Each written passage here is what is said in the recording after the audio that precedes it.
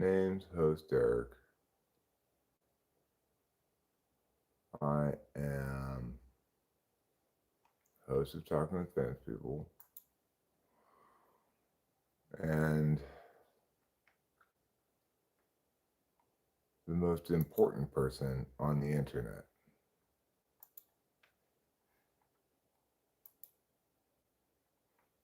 Naturally. You may remember me from such long live streams as last night.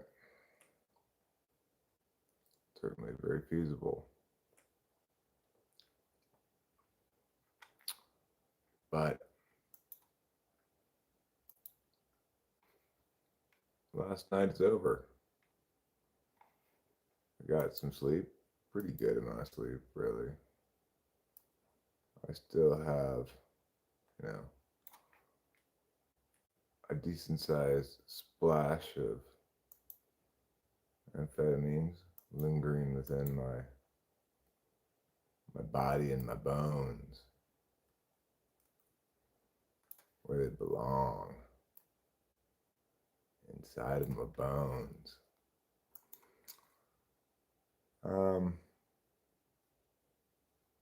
Hi, Winston's mom. Thank you. I'm glad I slept well also. Yeah, about, I think, noonish. Maybe more like 12:30 or 1. I'm not exactly sure, but we will have at 12:07 the Athletics are playing. That's fantastic. So we've got not a huge amount of time for the baseball game. Obviously, I am feeling pretty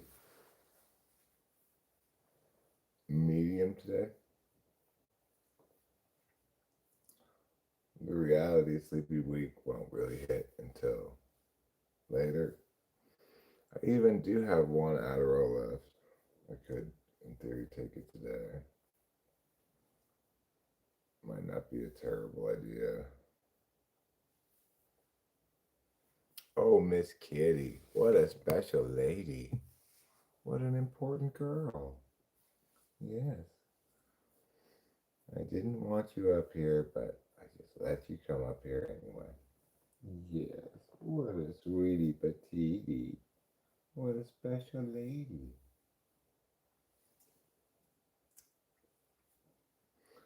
So during this hour or so that I have before the baseball game comes on, I could continue doing so while it's on. There are a couple of chores I want to do. I'm really disheartened by the state of the living room floor.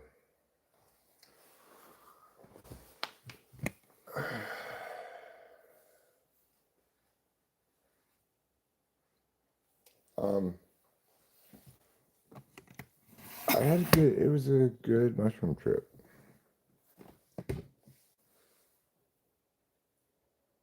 You know, I never really have bad mushroom trips, but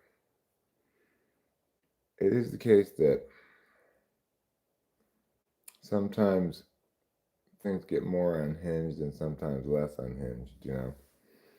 And it's also the case that sometimes events coincide with mushroom trip that are perhaps contraindicative of what would be ideal. Get my coffee cup here. And we can start doing a little bit of chores here. Trouble's right here. He wants to eat some food. And according to me, you can go ahead and do so. I guess it's ethnicity. You are Iranian. No. I'm obviously American. And as far as my race goes, well, I'm fluidly transracial. My race is constantly changing. Some days it might be Iranian, but not today. Today, I am, of course, Cambodian.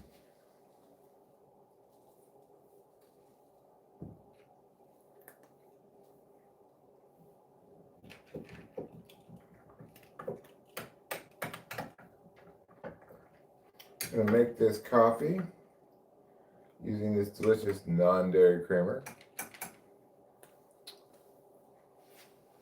But we're going to supplement the non-dairy creamer with something else that I like to call dairy creamer. America is not an ethnicity. You look Iranian. Well, I guess if you've got Iranian colored glasses on, then everybody you look at looks Iranian.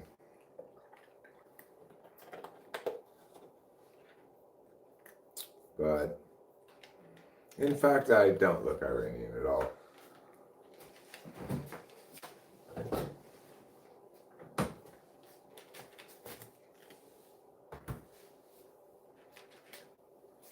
What I do look like is a man enjoying a fresh cup of coffee. Delicious. Okay, let's get on with the first chore. I mean, I obviously don't care regardless, so why would I Google it? I already know what I look like. You might say, yeah, you look like an Iranian. Well, I mean, whatever, bro. Whatever, bro, is all I have to say about that.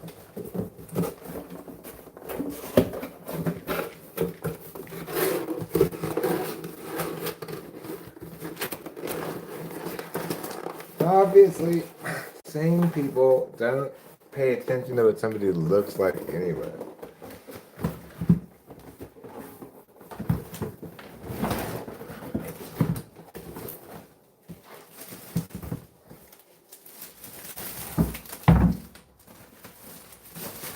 Like, what are you, Kim Jong-un? Do you think some looking at stuff and pointing at it is work?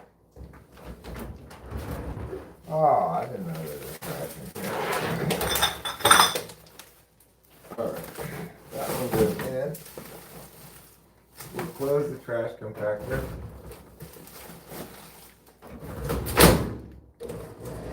Start it up.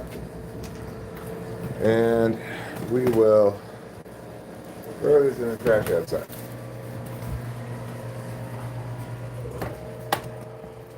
So yeah, this is a good chance for you to learn a thing or two about stuff that matters and stuff that does not matter.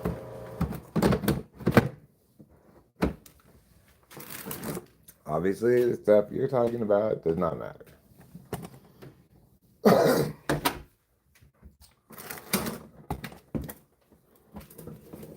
Whereas taking this trash out, that matters. I could even take this up early to the street.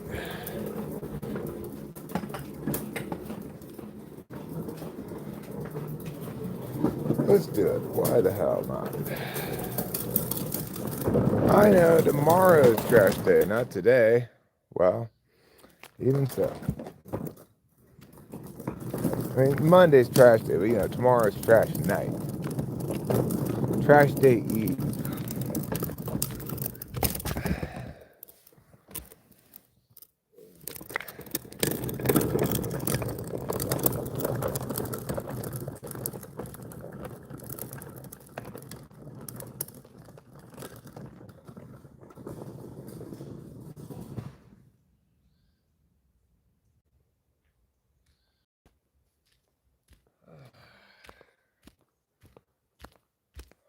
Alright, getting stuff done like Jacob Begrun.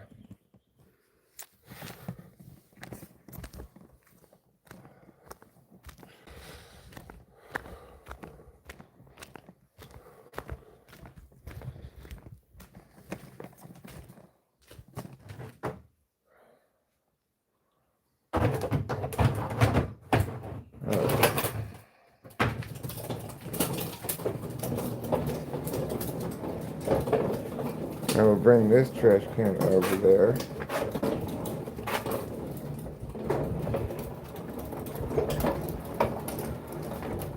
I saw the biggest millipede last night.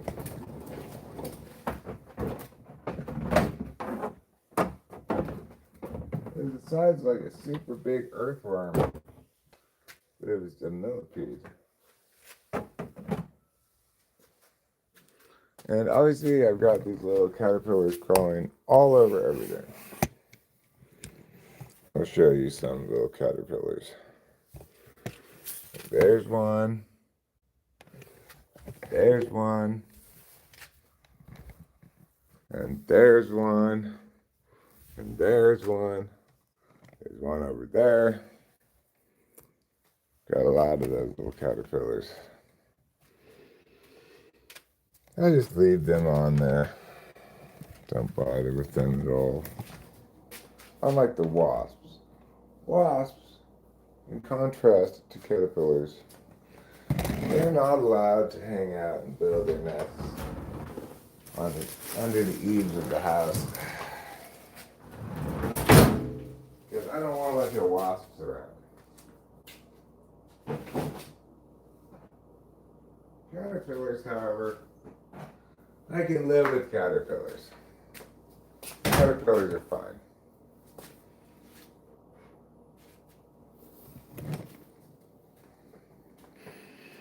Okay, what's next on our chore agenda? Well, I'll tell you. Maybe half English, half Iranian. Okay, well.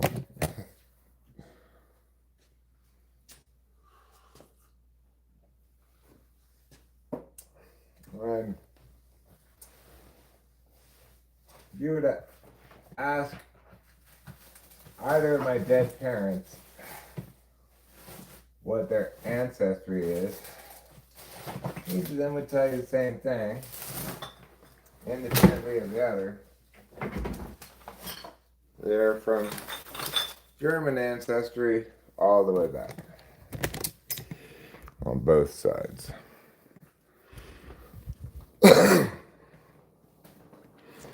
But because I'm correct about things, I obviously think of myself as an American.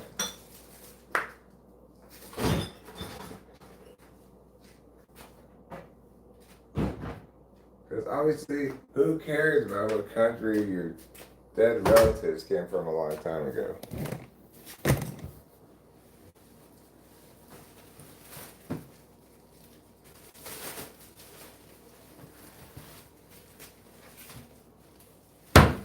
Alright, look at me go.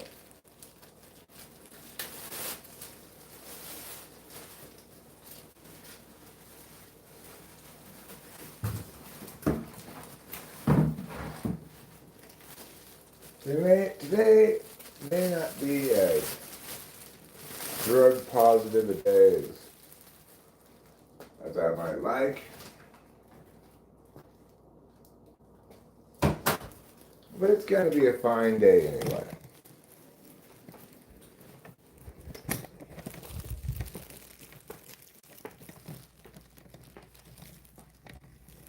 It's going to be a fine day. I might just take the last hour. You care? Well, that is why you fail.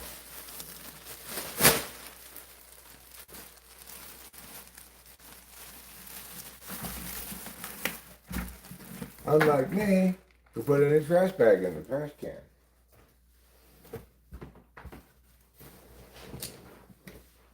I achieved amazing success by doing so.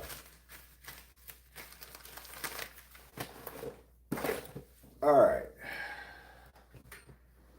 Seriously though, I really do have to do something about this living room floor. I think Americans are the only ones who don't. Well, maybe.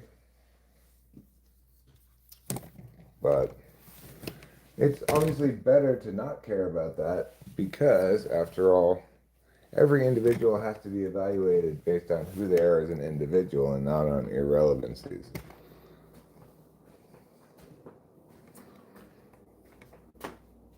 Otherwise, you're just being wrong and doing a disservice to everybody.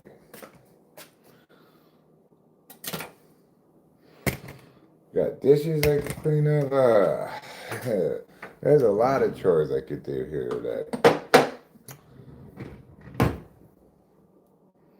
I could do some dishes in a little bit.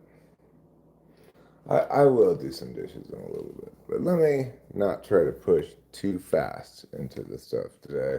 We got a couple of things done. We can just kind of sit down for a minute and ease into this process. Even the immigrants in your country care about their ethnicity and do things in their group's interest. Well, I mean, Camo guess that's obviously not true because their group doesn't have an interest. No groups have interests unless they're business groups like corporations or something. They may represent a like-minded group of people in some instances, but the only way you could possibly meaningfully group people would be by those interests specifically and not by some weak correlation that only does every individual a disservice, because obviously you might evaluate somebody to be part of some group, but whether or not they evaluate themselves to be a part of that group is what matters. Any cool topics you've been thinking about? Um, well, I did watch this video this morning that made me very annoyed because it's like, hey, I've got this idea that I want to share with everybody. It's called my schizo theory. And he basically said that the reason everybody like disagrees about things or makes mistakes like Camo here is making, where he believes some group has agency that it doesn't, and or that his understanding of what group somebody fits into is instructive regarding that individual. Those kind of mistakes. That the reason that society works the way it does, or what have you, is because the only meaningful way of understanding a system is by understanding what it was intended to do, and uh, and thereby you can understand, you can test it to see if it validates accordingly. But the fundamental problem with this whole video is his expression that society is a system, and that the problem is that we've not determined correctly and or have reached consensus about what it's intended to do. Is obviously insane because it wasn't intended to do anything. It's a naturally occurring reality that has, you know, sees different countries expressing different possible ways of being people living in a population density higher than hunter gatherers or what have you. Uh, well, those are naturally occurring realities because, to the extent that systems are designed and implemented from some kind of top-down approach, well, then they always are going to represent the interest of that person who designs things and never going to be intended for any other purpose. Regardless, you can only define like systems in this kind of validation schemata that he was talking about if it actually is a system that was designed for some purpose. Society obviously doesn't qualify as such.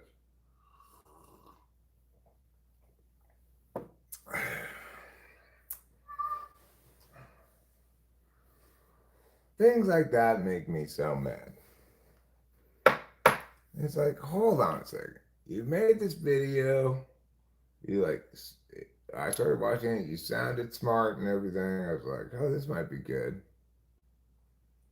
Right? It's self-arranging architecture, so you can't have a teleological, a teleological metric to uh, to explain things, right? And then it turns out the whole thing is just an obvious fallacy where he misses the fact that as he defines system, it's not, you can't evaluate society in that fashion because it doesn't qualify as such. Yeah, obviously, such a thing is super annoying because what are you doing in this video? What do you think you're accomplishing here? That's not clarifying anything. You're just confusing everybody by defining system one way and then saying the problem with this system is it doesn't demonstrate the qualities of a system as I defined it because it's not, dumbass.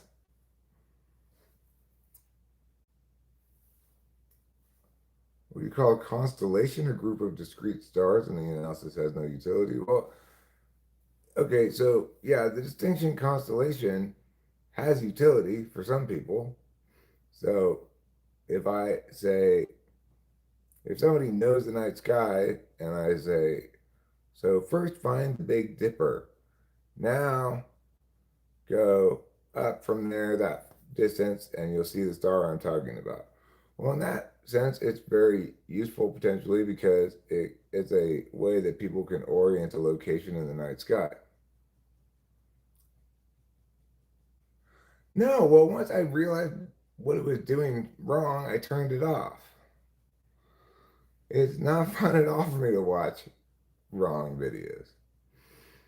Um, so yes, we can group things together in ways that make kind of reference points for us. I could say, um, you know, I could group people by people who work out frequently and people who don't. And that's a fine conceivable thing to do, provided I know why I'm making this distinction. But what's the most important thing to remember about it is aside from the distinction that I am making, specifically that people work out a lot are different than people who don't work out a lot because of the difference in amount of working out. Besides that obvious thing right there, there's very little else that we can definitively conclude about anybody in either of those two groups. You might try to conclude that, well, somebody in the working out group is likely to be in better fitness than somebody in the not working out group, but that depends on how long they've been working out for and they've not been working out for and a bunch of other factors, right? So the point is, even though you might glean certain generalities from making the distinction between people who work out a lot and people who don't, you might say, in general, people who work out more up to a point have this much better, whatever you might point to. But the problem with those kind of distinctions, of course, is you cannot make any determinations about any individual that are determinate at all beyond the original division line you're making.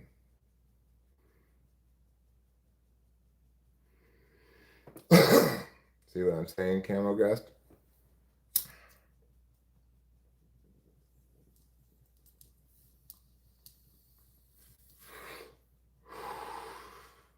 It's like I remember I had a debate one time with this guy who wanted to restrict immigration, like the people of a certain race or something. One of his arguments was that people of the wrong race, that they didn't believe in the Second Amendment enough, and uh, and accordingly were contraindicative of American values. But of course, if he really cared about that as being the thing to determine immigration on, then he would have been much better off making the cut line using that criterion, right? Well, let's not let in people who don't have the right attitude about gun control. That would be accurately saying, because I uphold this value and I think others should uphold this value, I should think that value should be the criterion.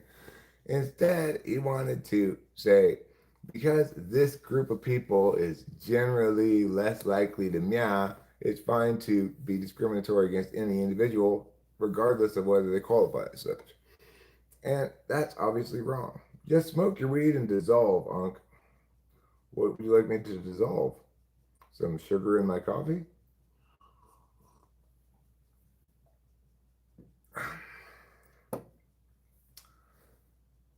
Uh, maybe that, uh, maybe that is the case, Ren.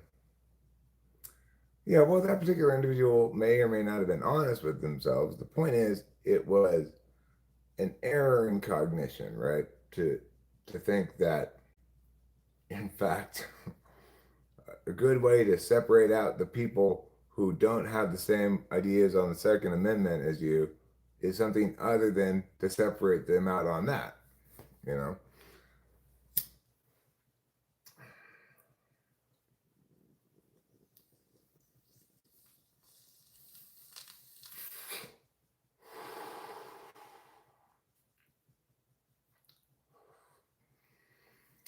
Obviously, it's easy for anybody to spot the problems with groupism when they take particularly red flag forms like racism, right? But such examples of groupism are no different than any other kind of groupism, including like, well, those Democrats or those darn Republicans or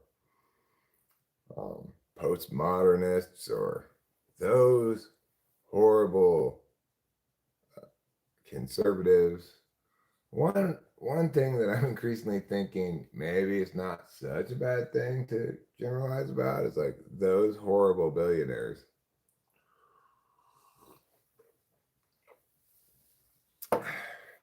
Seems like a vast amount of the most rich and powerful people in the world enjoy colluding with each other to create this empire of victimization and debauchery and crime.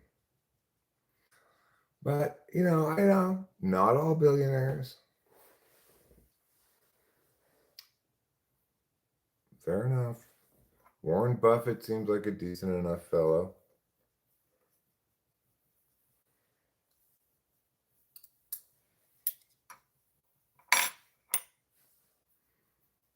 But it's hard to say for sure. Obviously,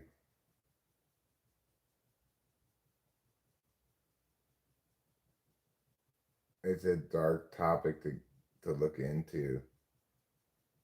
It's not necessarily fun to learn about. Hello, Hunter Productions BG. Good evening. It's 11:24 in the morning. So I don't know what time zone you're in. Probably the moon time zone. But that's another topic, Rain, that I've been interested in of late. They have time zones on the moon. Yeah. But if you think about it, if you just think about it, that doesn't make any sense. Because why is there a time zone on Earth? Well, so that when it's, like an hour before sunset here at like 6:30 p.m., well, at that same moment on the East Coast, it'll be dark past sunset. So it should look like 9:30 over there. That way, their 9:30 looks the same as our 9:30, and our 6:30 looks the same as their 6:30 with the movement of the sun. But I want to point something out. What does the moon not have any of? Days. The sun's always on one side and never on the other side. So, how and why could you conceivably have time zones on the moon?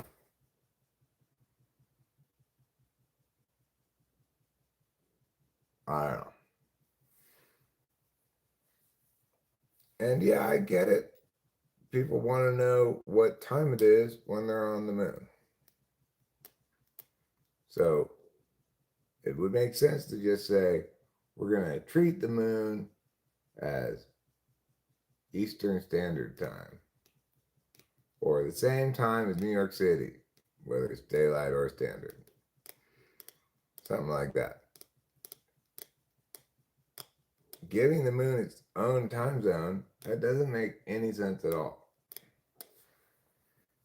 I'm sorry, moon time zone people, but get out of here.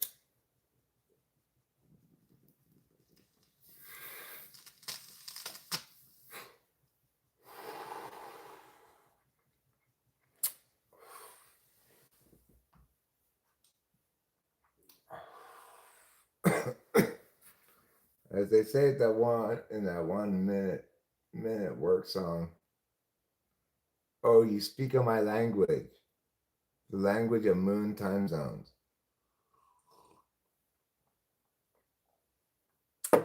Maybe because it would rely on sending time from Earth via versus observing the celestial bodies from the moon. Sending time.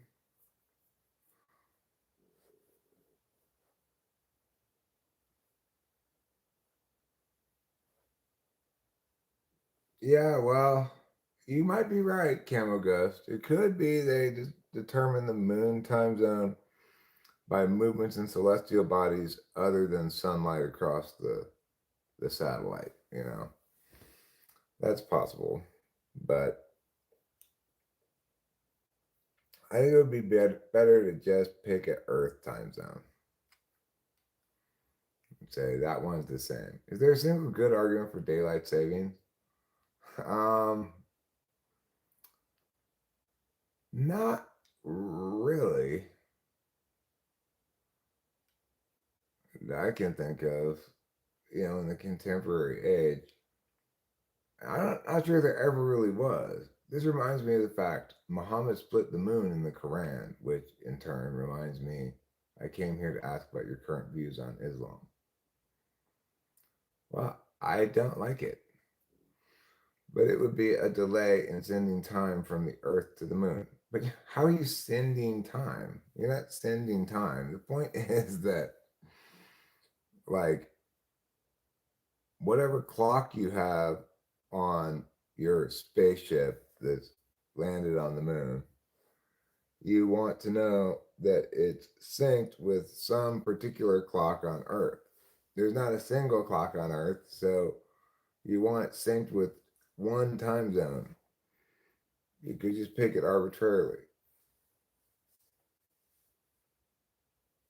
Yeah, you don't send you don't send time anywhere.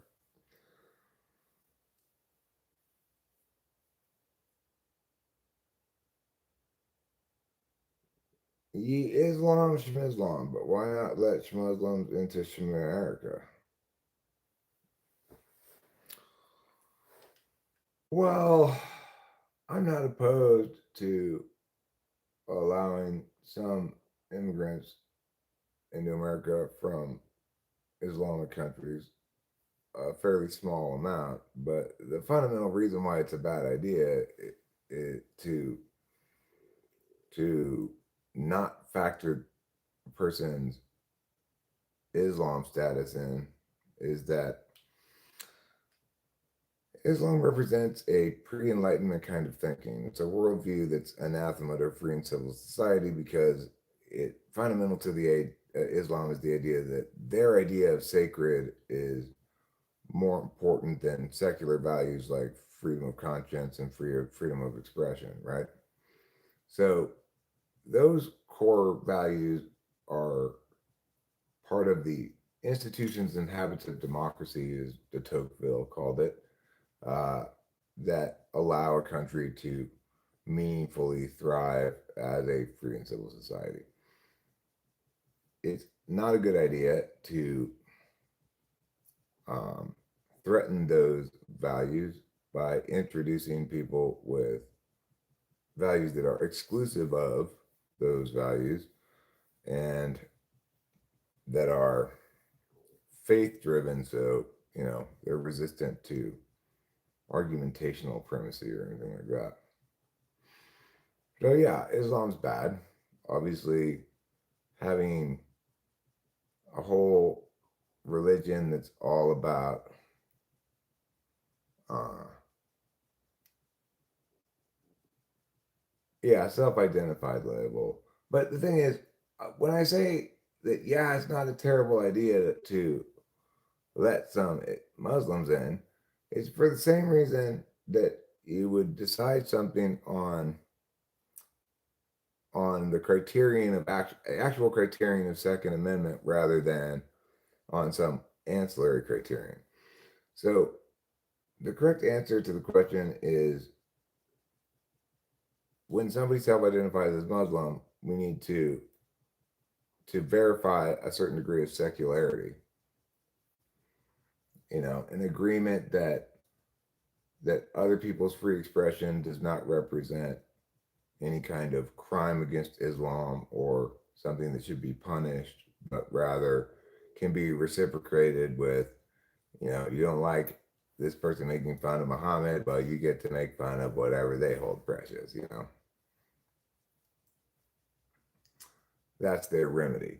So you need to check if you want to let Muslims in the country to make sure that they have the requisite degree of secularity. Obviously, not all Muslims, not all Christians, not all whatever. So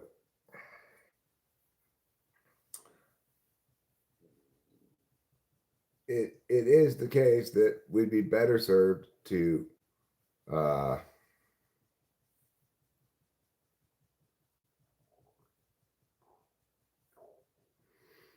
I get that, but are you principally opposed to letting people with shitty ideas in, or is it that their ideas will have undesirable results downstream, like their ideas spreading?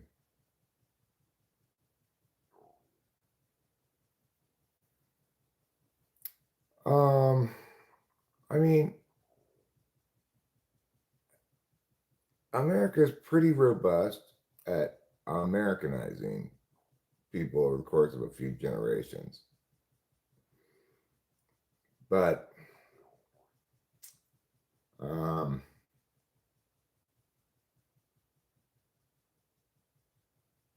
you know, we wouldn't be in favor of allowing people who come from a culture where they own a lot of slaves and then let them in with their large family where they will continue to treat these servants of theirs as property. You don't want to knowingly let such people in, right? Because you recognize that their cultural norms are too violatory of your own and too exclusive of justice. So with Muslims, you've got that going on with women, with half of their population. And that's a problem. But yeah, I get it, Camo Gust. The thing is, it's true that if you try to evaluate the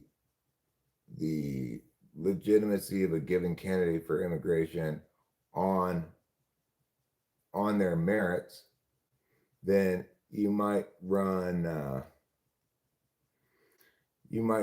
afoul of people being deceptive about their stuff. But the thing is, if in fact you want to filter out Islamic people who aren't secular enough, then you can simply do things like, can you show that you understand the primacy of secular values by peeing on this Quran, please?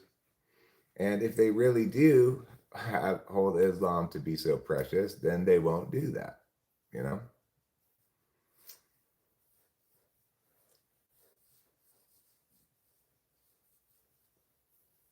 Regardless, it is probably preferable to not have much immigration at all for a variety of reasons.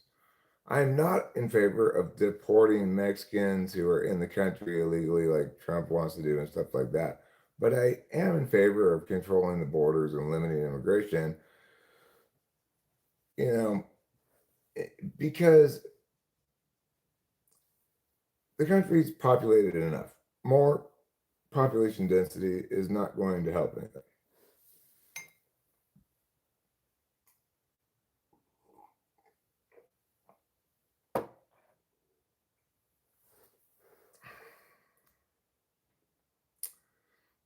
So it sounds like we just don't want to let bad practices be, even if they're doing exactly the same thing they'd be doing back in their home country, even if their practices remain completely contained. Well, the point is, with with immigration to the United States, anyway, it is not the case that people prior to immigrating here are protected by any constitutional protections. Accordingly, it's not the case that it's somehow unconstitutional or not acceptable for the federal government to arbitrarily exclude immigrants on whatever status people think has good impacts. There's no legitimacy problem because, after all, there's no way for people who aren't citizens of this country to enjoy the protections of citizenship within the country, right? So it may be the case that we should limit immigration on grounds that it would not be okay to limit other things on.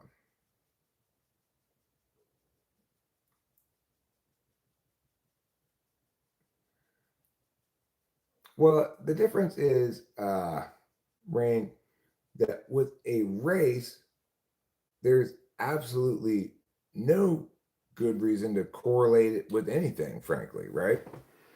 So it's like saying, oh, I've observed some correlation between brown haired people and how they feel about the Second Amendment. Okay, well, the thing is, those have absolutely nothing to do with each other, and it's not even a group that you're necessarily going to they themselves are necessarily going to self-identify as. You're going to call them this label, assert some correlation that doesn't exist and or can never be successfully applied to any specific person. With Islam, it's very different than a race, right? It's a it's an ideology that people ascribe to. And so, for example, I would also be entirely in favor of preventing Scientologists from immigrating to the country because it's a cult, right? It's not a actual good, healthy expression of anything other than that.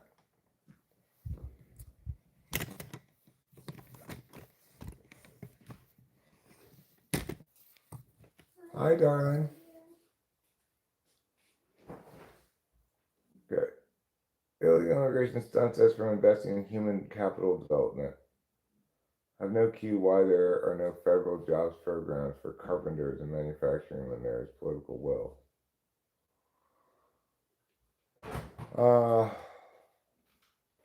I mean, I think when it comes down to jobs programs like they used to do in the 30s and such, much of the work that used to be given to whomever, and then they kind of work their way into more skilled parts of the job. Uh, well, now that stuff, you know, if you're not if you're not in the carpenters union already, you're not going to get any work as a carpenter.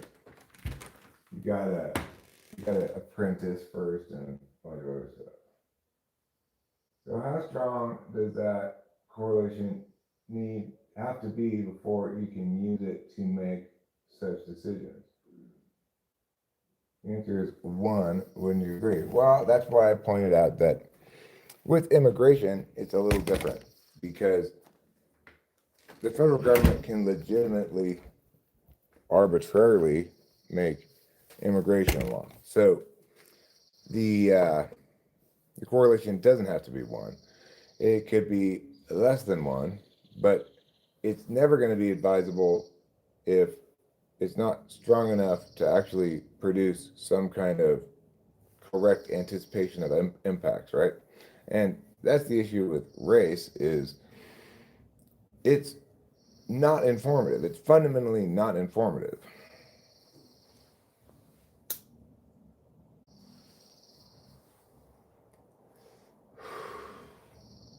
And it's also the case that identifying as Muslim is informative at a much higher correlation than race could ever possibly be.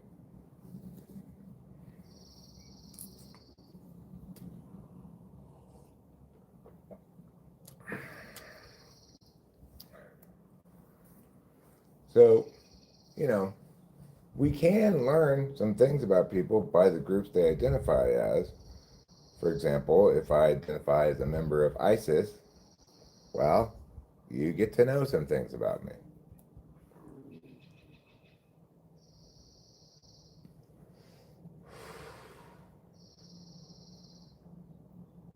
If you're talking about an American citizen, well, then they enjoy constitutional protection. And obviously, we could never consider their religion in determining any matter, any legal matter of any sort in question, right? That would not be acceptable. But it is conceivably acceptable to do on immigration because the people who want to come to the country are not citizens and do not enjoy constitutional protections.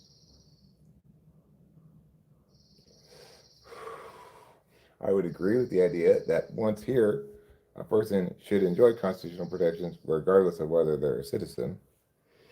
However, nobody should enjoy constitutional protections from America when they're a foreign national in a foreign country.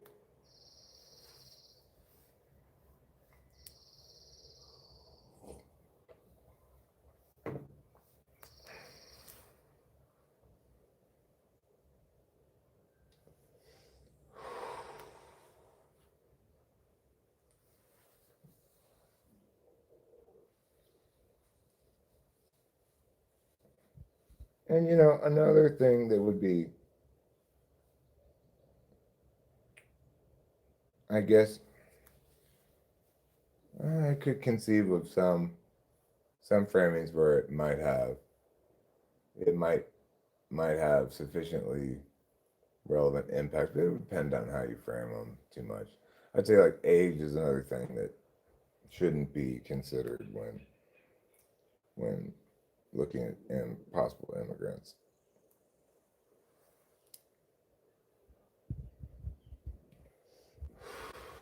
On the other hand, something like disability should be considered because you don't want to bring somebody over who's going to get on disability and start suckling off the taxpayers' teeth.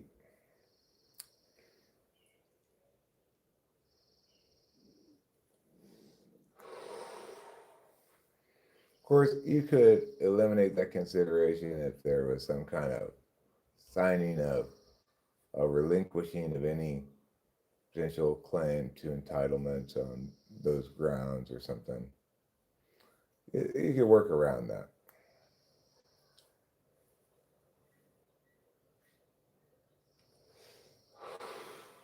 I mean, H-1B visas already illustrate how the U.S. prioritizes utility in immigration policy. If you're like a celebrity who's coming to America to perform some shows, well, then you just get a visa.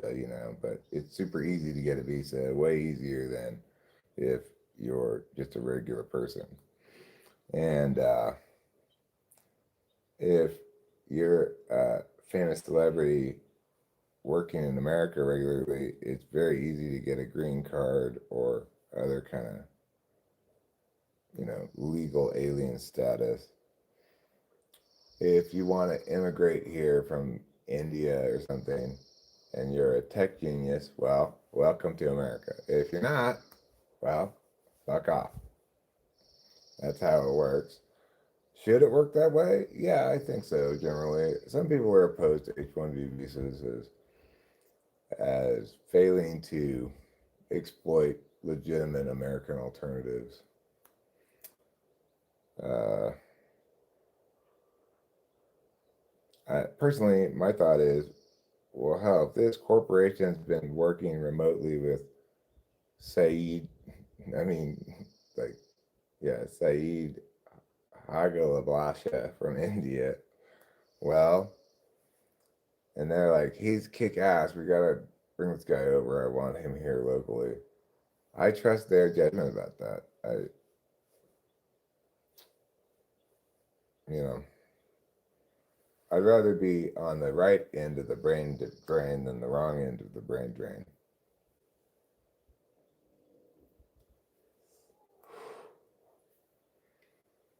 If you know what I'm seeing and saying today. I will go inside and read the chat in a second. It's a little too small for me to read that right now, but I'll be inside in a second. I took some trash out already today, and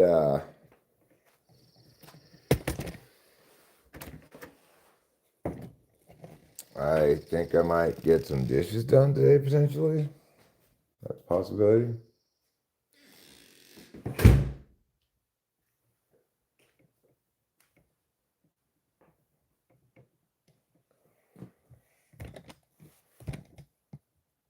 Um,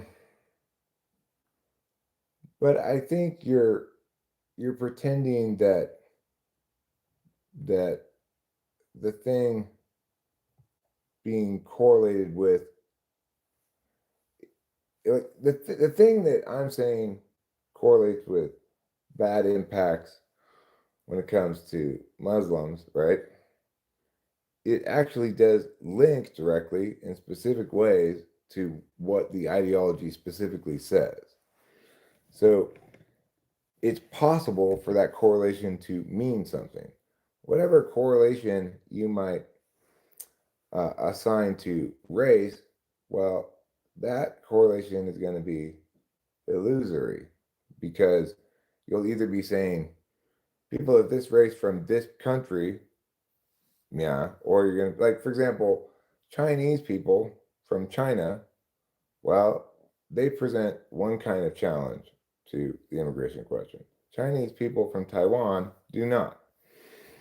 And so any apparent correlation between race and the things that we ought to consider impact-wise with immigration questions, it can't conceivably be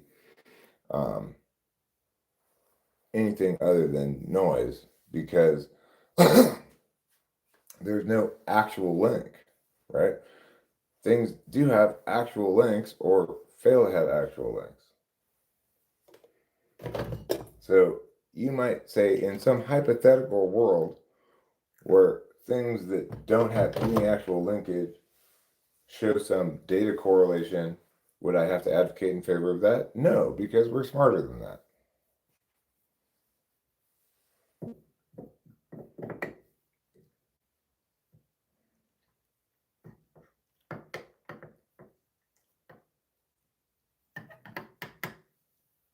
And we can falsify the notion that there's any linkage with that single counterexample, right? A North Korean immigrant is very different consideration than a South Korean immigrant. A Chinese immigrant is a very different consideration than a Taiwanese immigrant. They're both all the same race.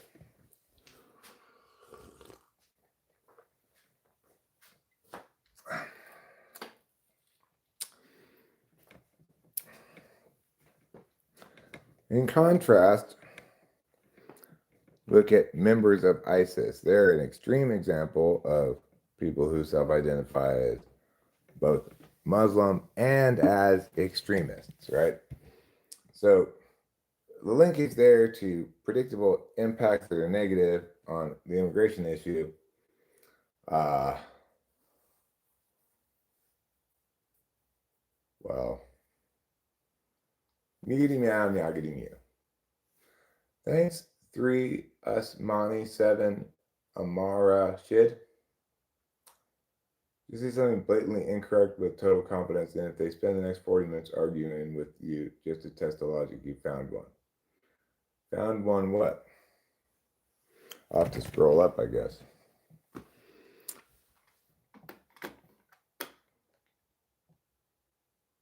Indians abuse the H-1B visa status. They don't know shit, but they know more than the people qualifying them. That's the issue. Maybe.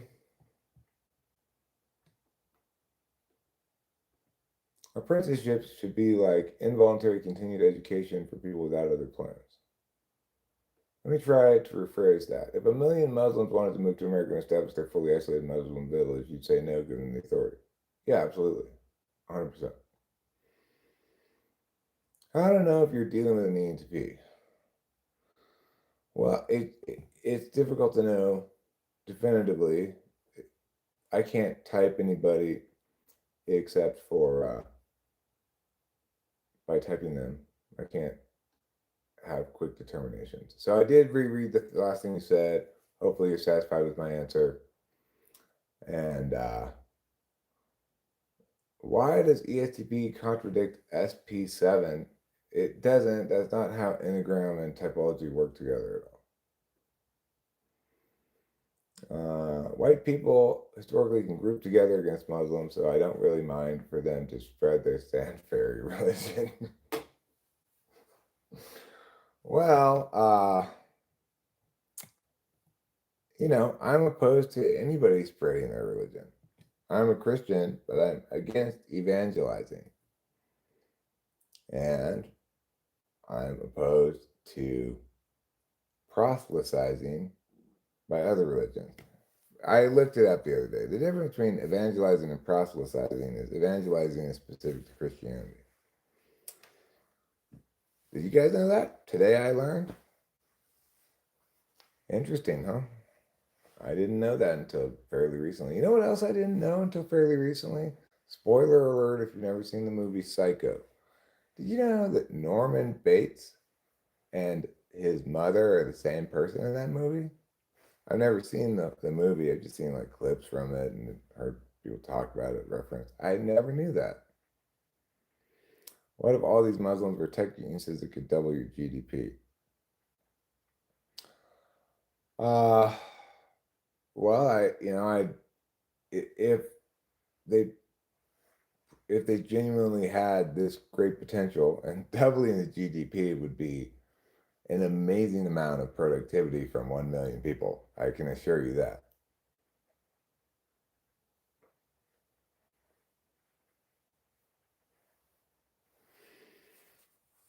Well, like I said, Rain, it would be preferable if we could distinguish those who are sufficiently secularized and those who are not with some test like, here, show me you understand the primacy of secular values by peeing on this Quran before we give you any grant to come in. Stuff like that. And if they're like, yeah, no problem, I don't care about this stupid shit. Well, then you can tell they're probably fine. So I would say the answer to both those questions is ideally you use less rough heuristics. Or you use the heuristic and then identify those who test negative for the problem.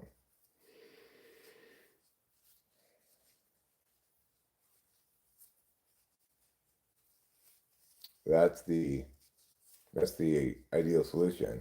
And with situations like this, where legitimacy isn't fundamentally a question, because there's nothing illegitimate about the federal government arbitrarily doing whatever with immigration. So it's just a question of whether it's wise or not. It's not wise to use some apparent correlation that's not actually representative of any linkage to do anything, because you're just using wrongness to do nothing that's accomplishing nothing, right?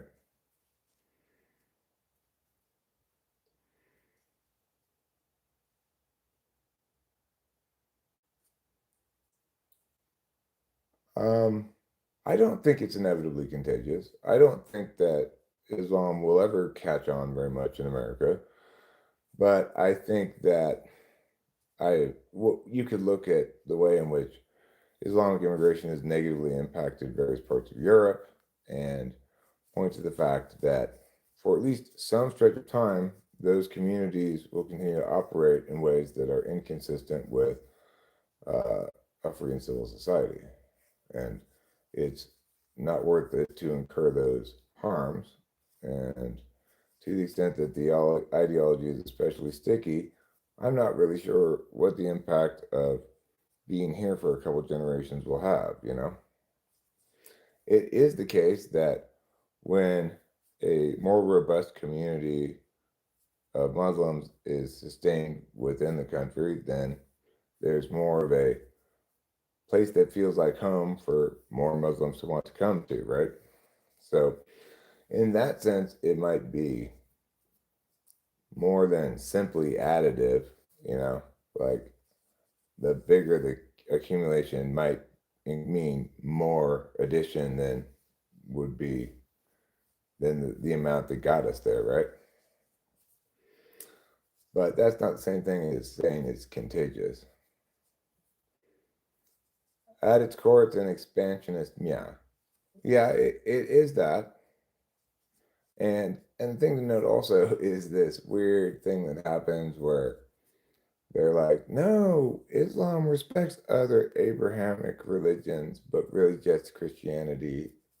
But it's like, okay, you're missing the point. Like,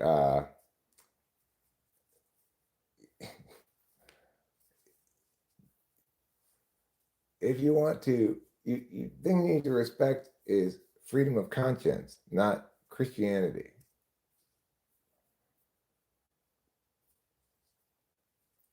I think the assimilating effects of America have gone down in the age of internet and personal mobile devices.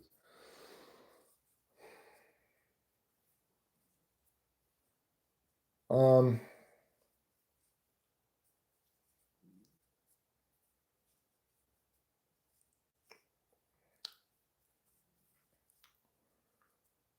yeah, I mean, to some extent, socialization in general has gone down and is going to continue to go down as people spend more of their time in isolation in what's sometimes referred to as solo sedentary leisure. It's hard to have a good sense of oneself as a citizen involved in an appropriate level of communitarianism rather than the inappropriate levels of communitarianism seen in Muslim societies. Um, it's hard to develop habits of citizenship and of equality with others when people are ever more successful at isolating and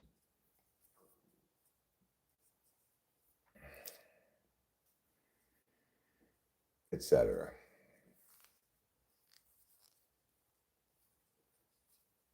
I don't know what's going to happen to America. Obviously, we live in unprecedented times.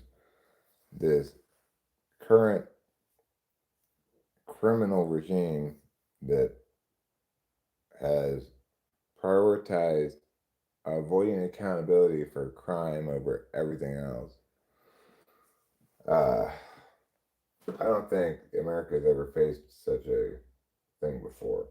We've had terrible presidents in the past. Andrew Jackson comes to mind, but yeah, nothing like this. Nothing so abjectly, wholeheartedly corrupt and Putin-esque. Yeah, Trail of Tears, guys. Guy. That guy. Shame about the Iran thing, they're hardly Muslim. They are definitely Muslim.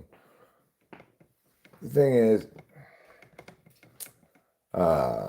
it may turn out in some fashion, long term, I suppose, theoretically, that Iran and or the world or whatever benefits from this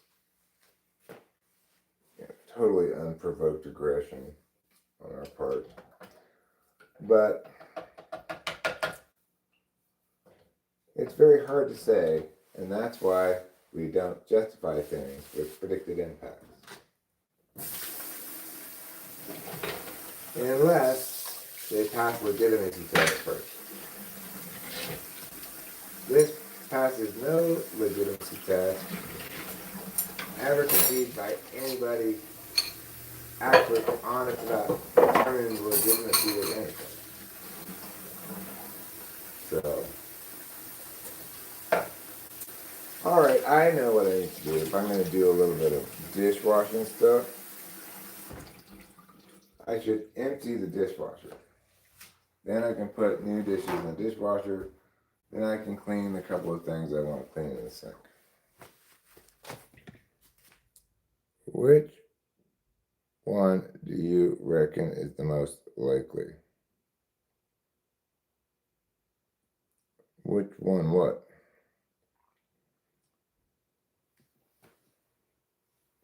Like what outcome of for America do I think is most likely in the foreseeable future? I don't know. I would hope that we're able to claw our way somewhat back to sanity in the next election cycle. And I would love to see a candidate who's a sane, correct adult, determined to address things in a restrained, pragmatic fashion and not be representing either group of wrong people who insist they don't have to determine what's correct on individual issues based on their merits, but instead just get to align with a certain team.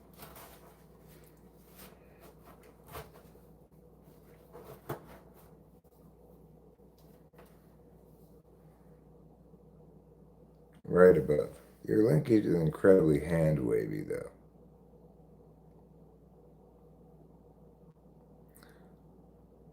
I mean, I agree with you, Rain. This is what happens when you legitimize things via impacts. It's unavoidable, right? You have to be okay with some mushiness, unavoidably.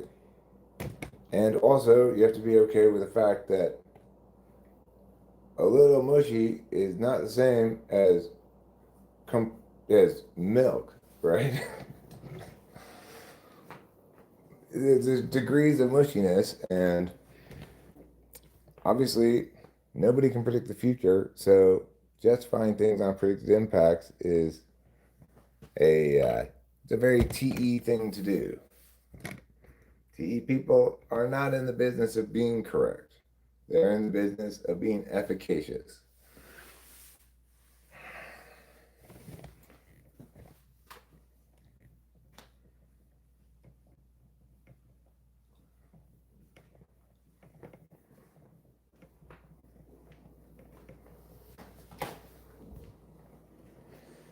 So, yeah, it's unfortunate when you're trying to determine what ought to be done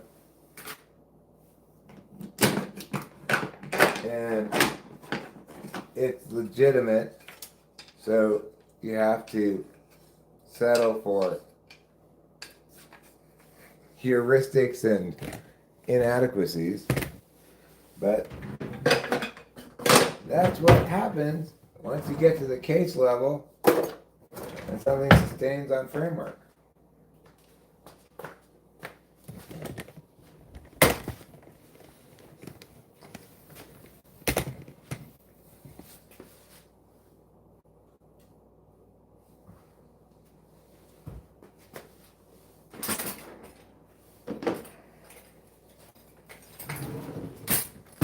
if you're trying to tell me utilitarianism is bad, well, it doesn't even qualify as such. It's just an impact calculus. Impact calculuses are always going to be preponderance of the evidence.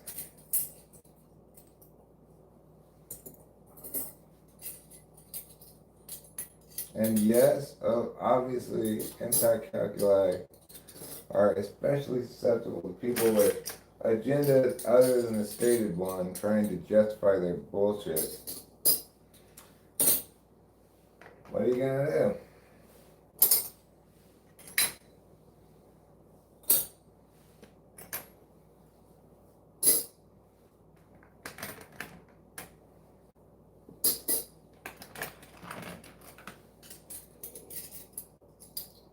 What are you going to do? Just have to eat this plate full of poo, try to choke it down.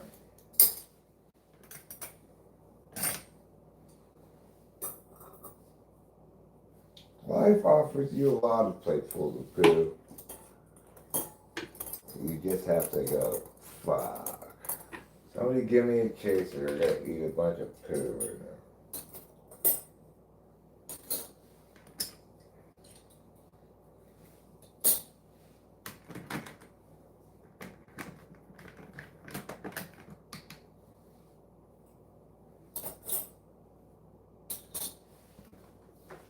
Alright, well I got the silverware away.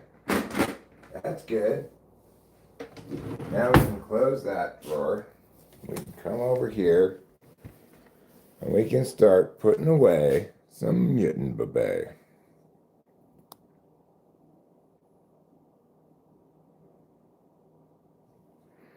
Would I be for Muslims rejecting specific lines of the Quran? I mean, I'm just saying, if you were going to have a criterion that was no,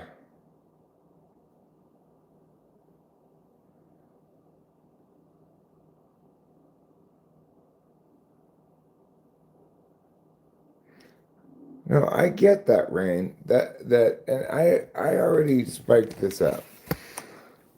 I'm talking about how the average Muslim manifests that ideology in the moderate Muslim world, not how extremists manifest it in ISIS. So, while it is the case that there might be individual families that are only nominally Islamic, right? That maybe they don't go to the mosque or go through all the motions of the prayers and stuff like that, but they still call themselves Muslims just because that's kind of, they view it as like their ethnicity rather than their faith in some sense. And obviously, such people, it would be unfair to disqualify them on the general category label of Islamic immigration is bad for these generalities. It would be unfair because it's not a one-to-one linkage, right? Like, it's not the case that every Muslim is going to be like that. However, it is an actual linkage, and it's much stronger than other kinds of linkages that one might point to. Like, people who ascribe to this ideology are going to most likely share these things in common. And the fact that some individuals who share that ideology do not ascribe to those aspects of the ideology doesn't change the fact that they do identify with an ideology in which the normal, standard, moderate expression of it does identify with those things. So it's very much more reasonable to conclude that person B has a very high likelihood of expressing the common, normal, moderate expression of the ideology they claim to be a part of, right?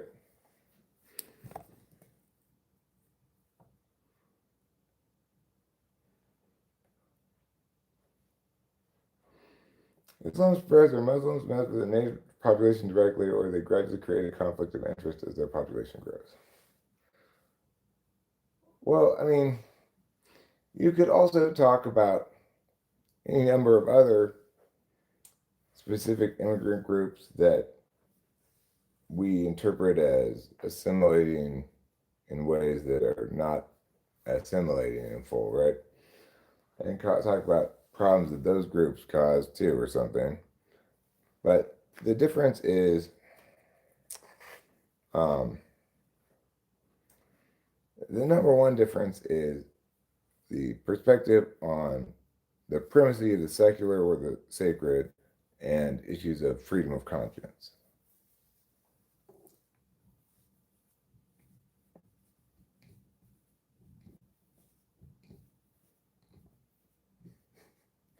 I'll tell you who loves you, baby. Telly Savalas. It doesn't matter what their book says, Camo Gust. That's why I'm not talking about their book, right? It's not fair to judge any religion based on what their old book says because, like, for example, most Christians do not live according to what the Bible says, nor should they. And accordingly, it is, however, fair to evaluate people who identify with an ideology uh, based against how the normal, moderate, not extreme expression of that ideology plays out in the moderate Muslim countries. And given that expression is demonstrating consistently across different countries the failure to acknowledge the primacy of the secular over the sacred and the, in fact, repudiation of that idea. And additionally, failing to codify things that are consistent with protecting any kind of individual rights, because Islam is not an individual accountability based religion like Christianity is. Instead, it's very TE. You're supposed to do all these things this specific way that it says, very TESE. He's talking about something he says in the Quran. This is what I'm intuiting. I don't know expressly he's talking about this. I'm assuming he means there's some line in the Quran that advises Muslims to hide their intentions and or their desire to conquer with their religion the existing cultural norms.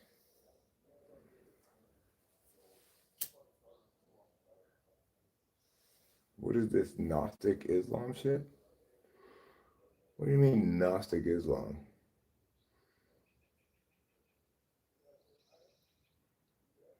I'm not sure what Gnostic Islam would look like. My understanding of Gnosticism is that the Gnostics were uh, affirming the position that like redemption is attained via gaining access to secret knowledge. Accordingly, they didn't share what that secret knowledge was with other people very much because to them, a loss of secrecy in the knowledge would mean a loss of the redemption they attained by accomplishing soul access to this information.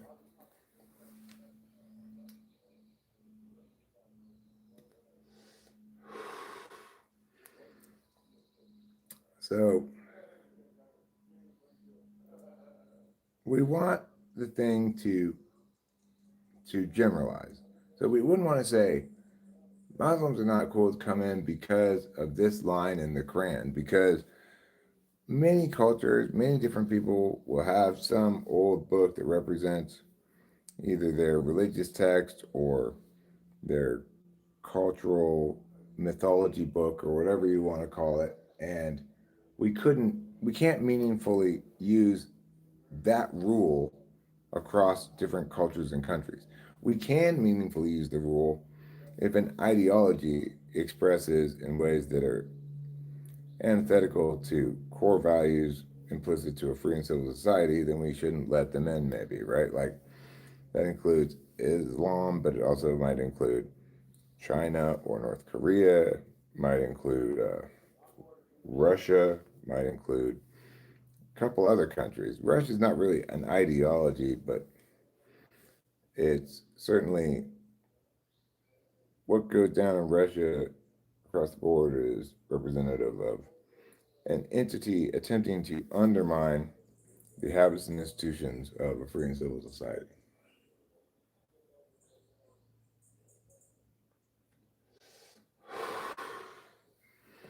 So,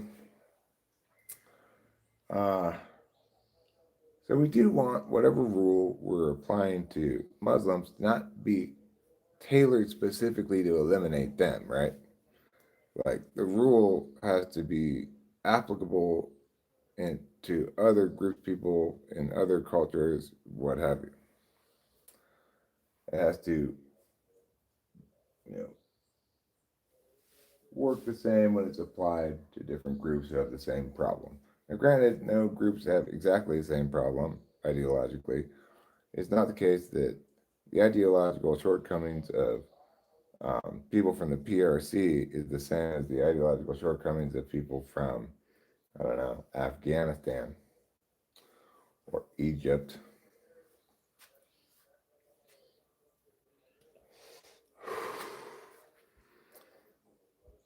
But still, fundamentally, at the core of it all is respect for rights.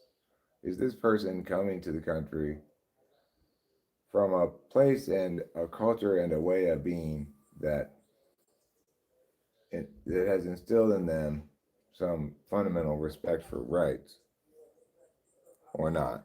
And if they're not from a place that has any kind of track record of caring about rights, understanding the primacy thereof, well, then, in an ideal world, we would screen through heuristically eliminated groups for exceptions.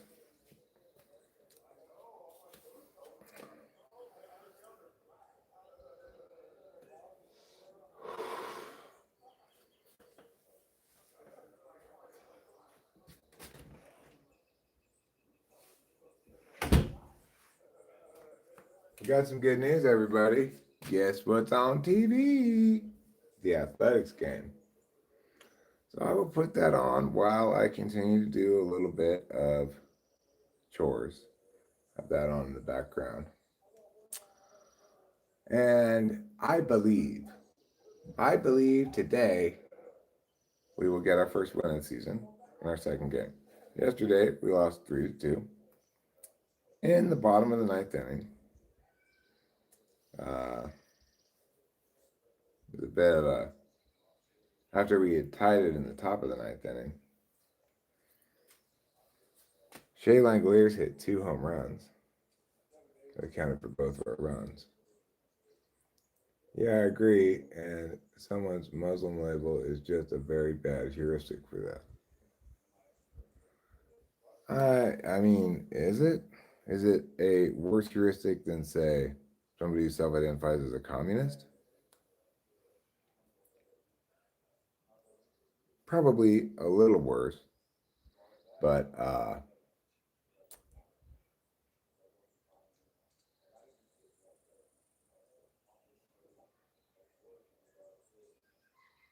but I think that the ways a a the immigrant from a Muslim country provides potentially bad impacts are vastly more likely to be realized than some communist who comes over and who's, you know, on his iPhone complaining about evil corporations. We lost yesterday 3-2. Is it just the convenience of how easy it is to determine that makes it appealing for this argument? Well, I mean, I've never even made the advocacy that we should not let Muslim people in. I've just entertained the idea as not unreasonable, right? And as I've indicated, if in fact there's a better way to achieve the same outcome through some criterion that's, hey Kay, how you doing? That's more reliable, well, obviously I'm in favor of it. But in general, I also make the point that I'm broadly opposed to more immigration because simple population numbers, like, we don't need more people. We have plenty of people in the country. All right, I knocked down another waspitorium. These wasps are so full of themselves. They think, oh, it's fine. Eric will let us stay this time. No, I will not let you stay, you wasps. You can just get out of here. I need to glue this onto this.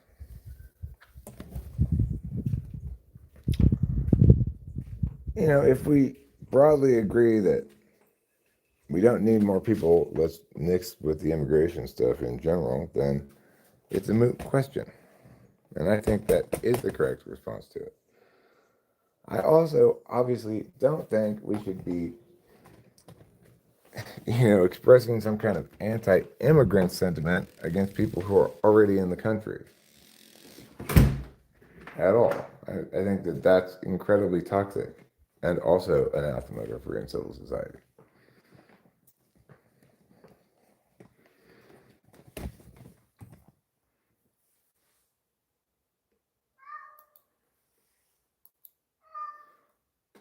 I just ultimately think that, and I know it's weird for me to say this, Rain, I think you're being a little TI reductive.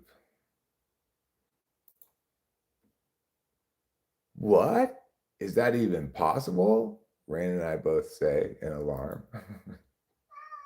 It is possible, actually. I think. I think I might be looking at it now.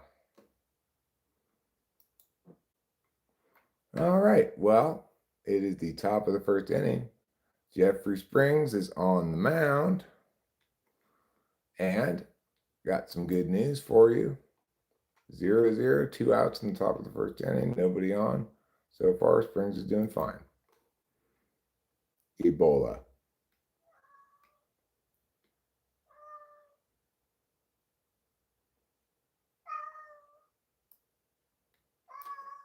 Okay, all right, shut up. God, this fucking cat. Ebola. It keeps correcting Ebola.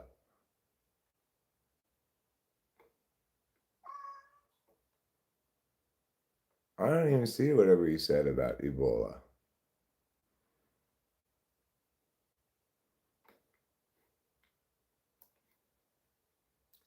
Google must have censored it. That does happen sometimes.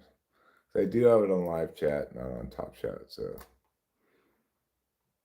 I'm guessing that's what's going on.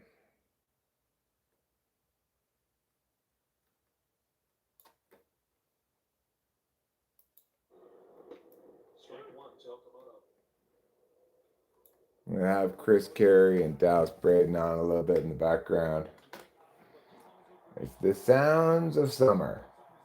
I know it's only spring, but baseball, the sound of baseball being broadcast in the background, that is the sound of summer.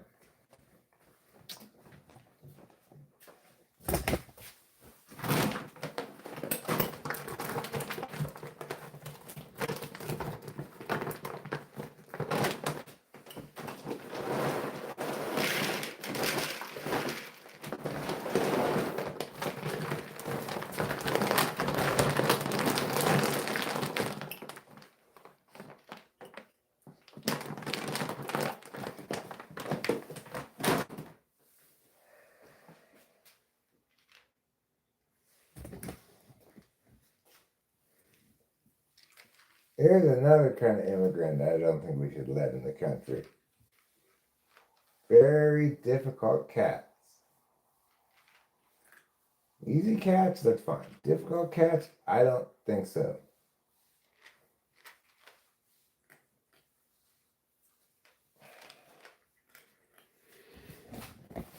All right. Hi there. I have to go in the other room and see what it says. My eyes are too old for these words. Wait, what happened? I said basically if people worship the works of the famous Nazis should they be allowed to come in the same fashion Muslims are allowed? Um, no, I agree with you that people who identify with ideologies that are expressly antithetical to our values should not immigrate here. Islam is a little bit more, there's not as strong a correlation as Nazism. Are people protesting the King of Spain or maybe Burger King? No, they're protesting Trump, who definitely thinks he's a king. How's Rachel feeling? I think she's feeling fine. I believe she's asleep right now. Hi, Cobus Vander Vigil. How you doing? Been a while since I've seen you around.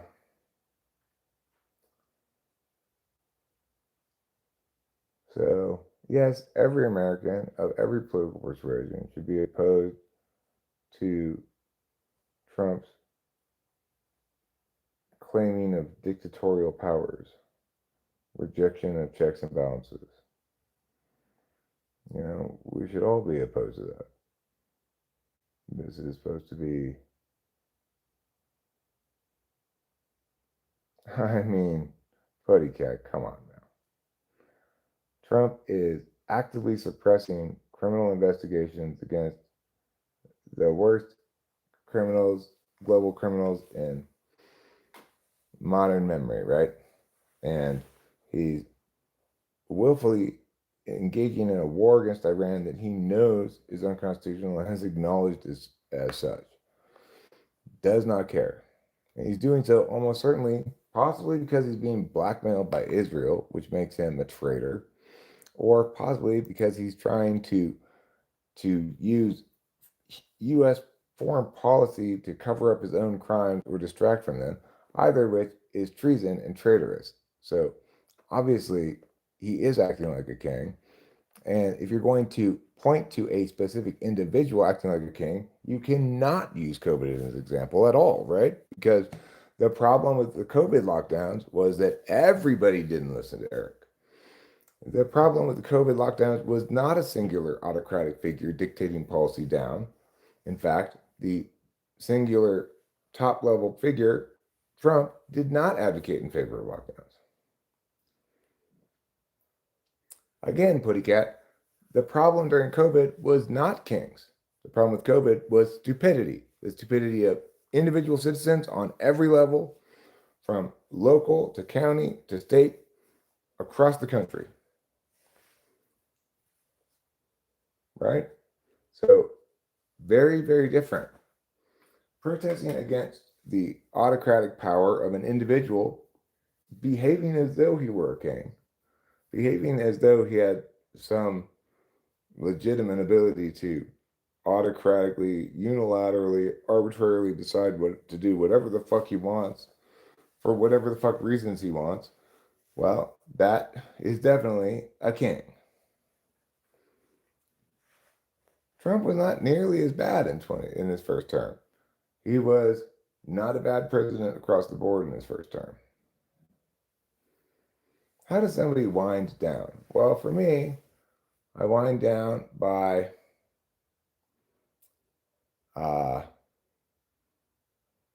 Whitmer in Michigan shut down businesses and did not allow people to buy seeds. Okay. Well, sure, but we're talking about a national protest of the president of the United States acting like a king. The fact that there are other things people could protest that would be legitimate, maybe more legitimate even, thanks to protest, does not matter because in fact, yeah, of course, people should have been saying about COVID stuff, but the problem we're talking about here is Trump, and his behavior. So why would anybody think that it's relevant to talk about how people failed to behave properly in some previous instance that doesn't involve what's going on right now? That's not how to think.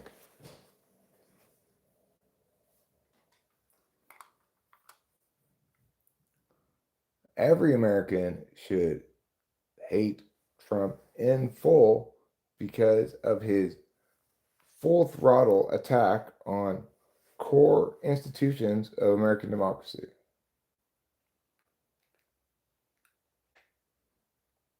Look, the thing is, you're just saying that because you're positioning yourself on one side of the culture war, right? Like, you're more mad at leftists for their bullshit that they do than you are at the thing that's right in front of you that you should actually be mad at on its merits. That's the problem.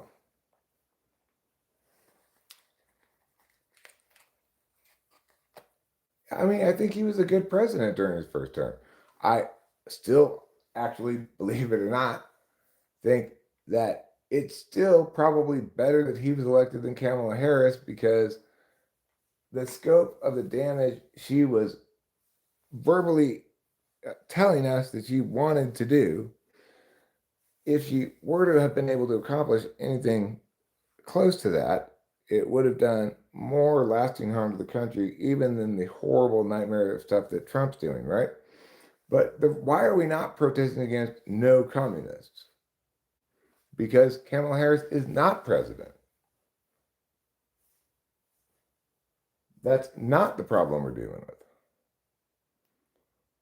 I mean, impacts might have come out better, possibly, if she were thwarted in her intended legislative agenda, right?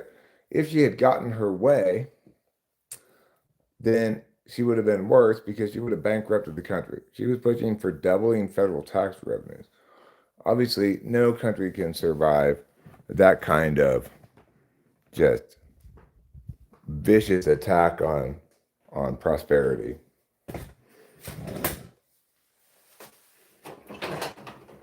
Now, you might be right that she would have been thwarted in her agenda, not been able to accomplish her legislative goals, and therefore done relatively little harm.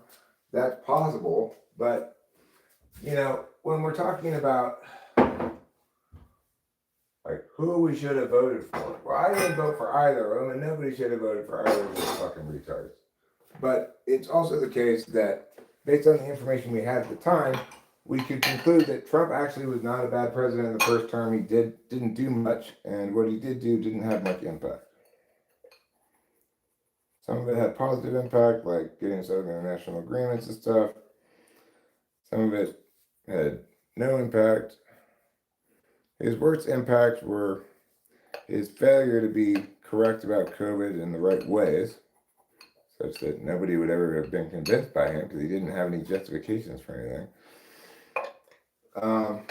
But that, a failure to respond to something correctly is still not the same as expressly responding to it incorrectly. Like, he wasn't advocating in favor of lockdowns. But,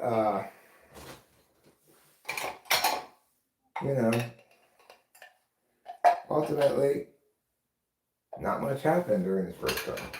So everybody obviously had to make a decision at the time of the election based on the evidence they had.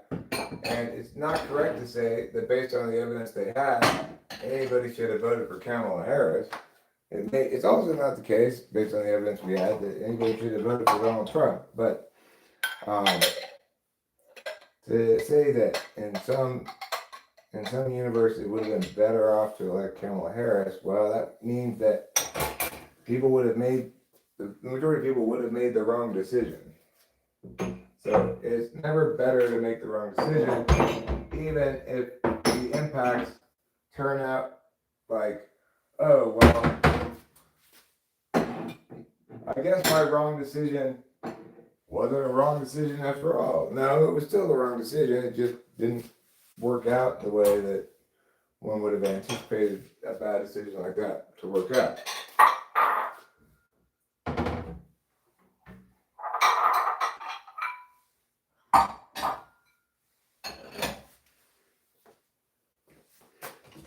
So, we have to be honest about that kind of stuff. When you got two absolutely terrible candidates,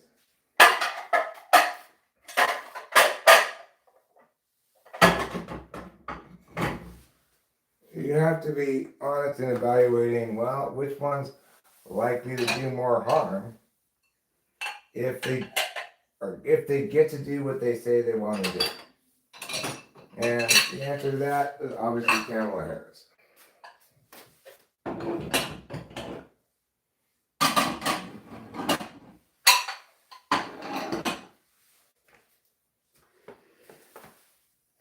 Anybody who disputes that does not understand anything about,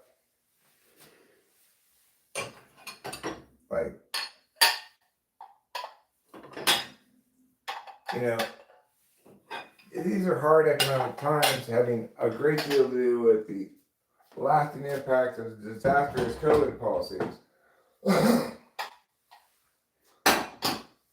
People understandably want solvency of those economic insecurities,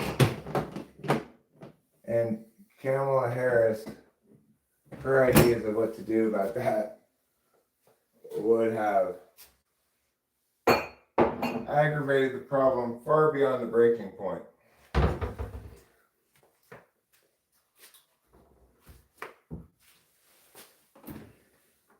The idea that somehow you could take twice as much money from people in taxes and have good economic impacts is as completely batshit crazy insane as any notion you'll ever hear from any politician. Donald Trump tried to steal the 2020 election. I mean, it seems pretty obvious that he didn't steal it, regardless, because after all, remember who he was running against. He was running against one of the most unlikable people in the history of politics, Hillary Clinton. Not as bad, actually, as Kamala Harris, but the only reason Trump got elected twice is because he was running against two of the worst candidates in all of American political history, in Hillary Clinton and Kamala Harris. Impossibly bad competition, right? How he made it out of the Republican primaries, where he still had incredibly bad competition, but not impossibly bad, that will always baffle me. How he beat Hillary Clinton and Kamala Harris, that'll be clear as day. Oh, 2020. Oh, you mean with Biden? No, he did try to. He tried to steal it. He wanted to win regardless of how he had to do it. He doesn't care about the legitimacy of means, right? He has no process integrity. He has no integrity at all. But it didn't work. And you had all these idiot people saying, oh my God, Biden stole the election, when there was zero indication in any of the evaluation of poll numbers to conclude that in fact that had happened at all. Nothing of the sort happened. It made perfect sense after his first term that people elected Biden, because in 2020 he wasn't running against one of the two worst political candidates in American history, just somebody who was a very bad candidate in Biden. There's plenty of good reason not to vote for him. For example, he obviously had dementia during that election cycle. I could tell, obviously, no doubt. So that's plenty of reason not to vote for somebody. But he was, even with dementia, not nearly as bad a candidate as either Hillary Clinton or Kamala Harris.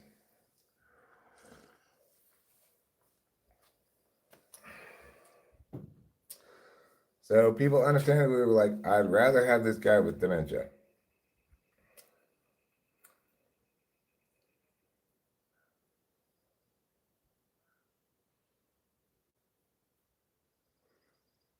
And you see, that's what it sounds like when somebody's both honest and correct and not affiliated with either side about things.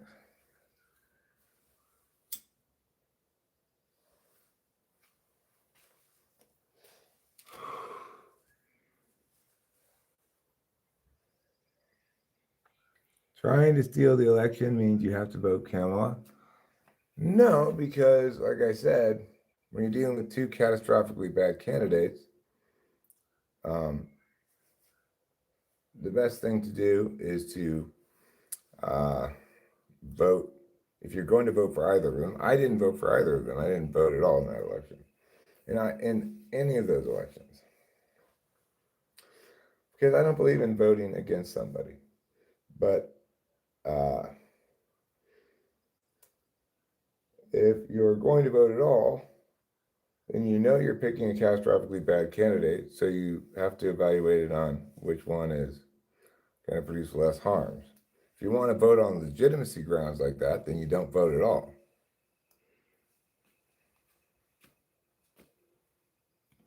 All right, let's go, Athletics. Shea Langolier is off to a hot start this season.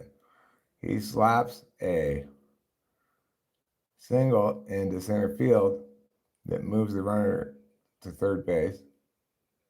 And I think that's Kurtz. Yeah, Kurtzy got on. I didn't see that at bat. I hope he got a hit rather than just walked. The tax policy was just to get the extreme left voting, which you have to do now. Well, all those election stealing claims of Trump regarding the Biden election, those were just to rile up his base. Like, so you're saying I shouldn't have believed Kamala Harris, that I should have understood that she was lying to me, and therefore I should have voted for her.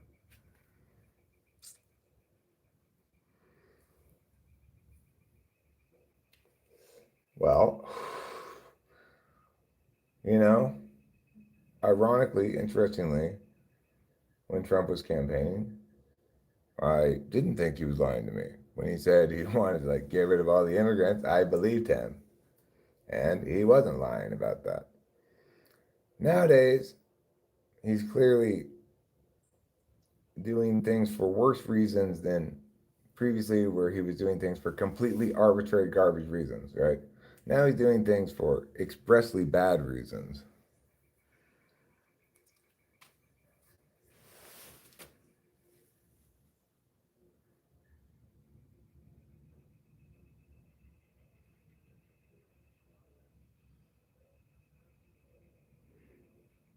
No, I get it. He's a real crook.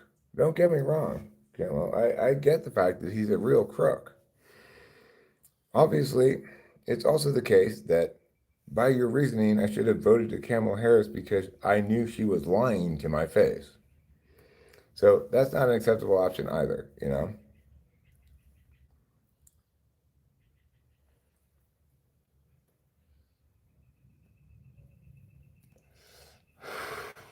I'll tell you where he was lying, though, was regarding transparency about the Epstein files, of which he's kept a shit ton of them redacted.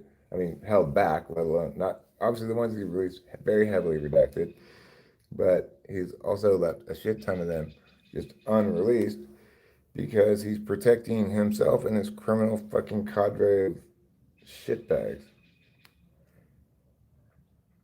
Remember, I'm not defending Trump at all, okay?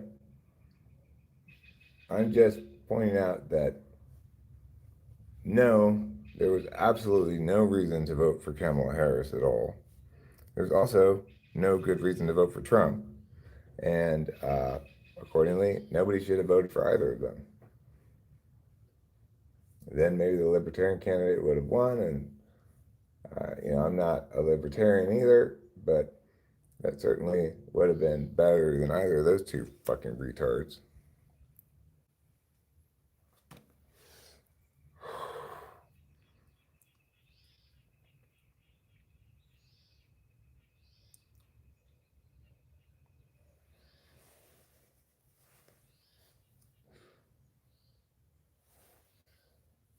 No, Eric, you should have voted for her because she was lying.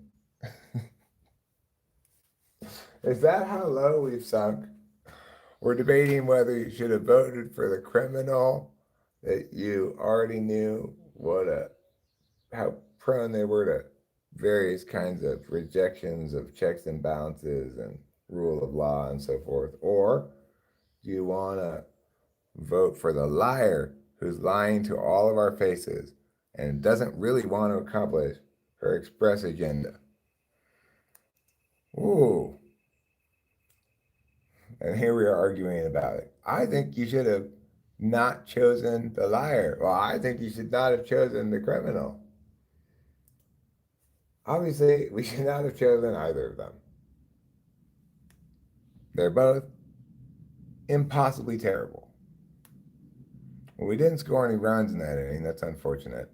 But we did get a couple base runners on.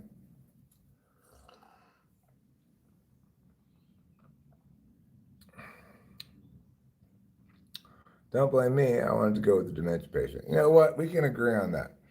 A second term of Biden's dementia would have been preferable to either Trump or Kamala Harris, for sure. I agree. I remember when he dropped out of the race, I'm like, oh, thank God. Hopefully now we'll get somebody sane in this Kamala Harris lady. Then I heard her talking, you know, and I was like, oh my God, how could you be so terrible? How could anybody so terrible ever get to be vice president?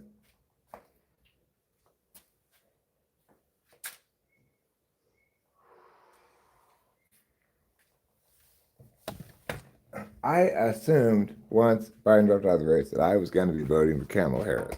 All she had to be was somewhat sane, just a little bit sane. Hi, beautiful. Of course, darling. I am very capable of providing a hug. Hi, JVL. JYVL. I love you.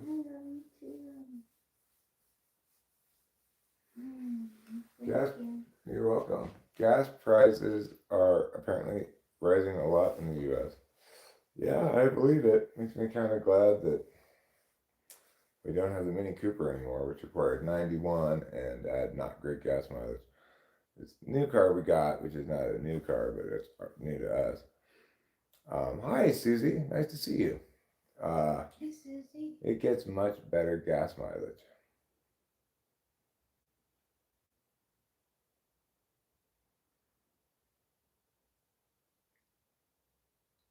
I mean, obviously, with the whole Strait of Hormuz thing, you've got some added inefficiency to the movement of petroleum resources.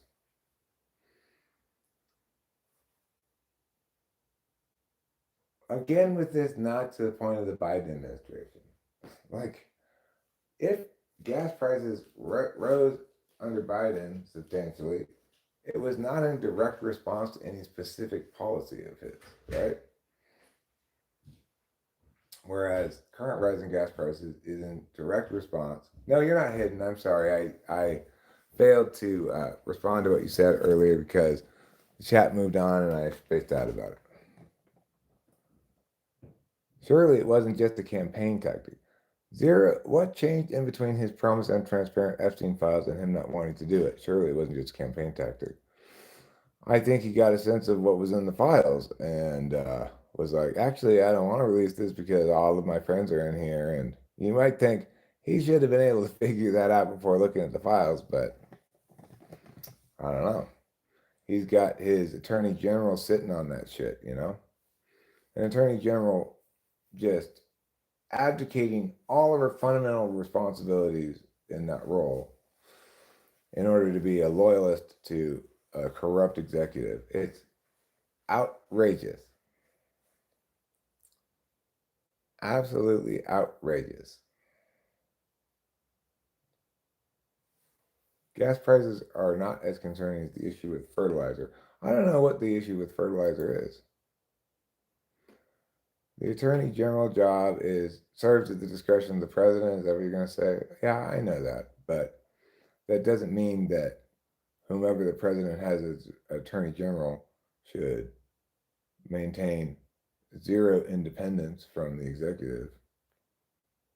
Like, they should resign if the president asks them to do illegal shit or facilitate criminals getting away with federal crimes. It's ridiculous. The Attorney General, the top law enforcement branch of the federal legal apparatus. It oversees cases that are put together by like the FBI or the, I don't know, the sky marshals or other federal law enforcement agencies. It also typically argues the executive's position in front of court.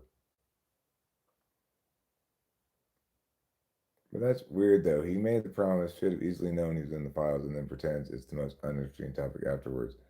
I mean, it's the second part of what you say there. He should have easily known that he was in the files that I take a little exception to, because um, he might have known that some of his own exchanges with like Epstein, right? But he may have been thinking, well, I cut those off a long time ago when I got mad at him for victimizing one of my victims. you know, um,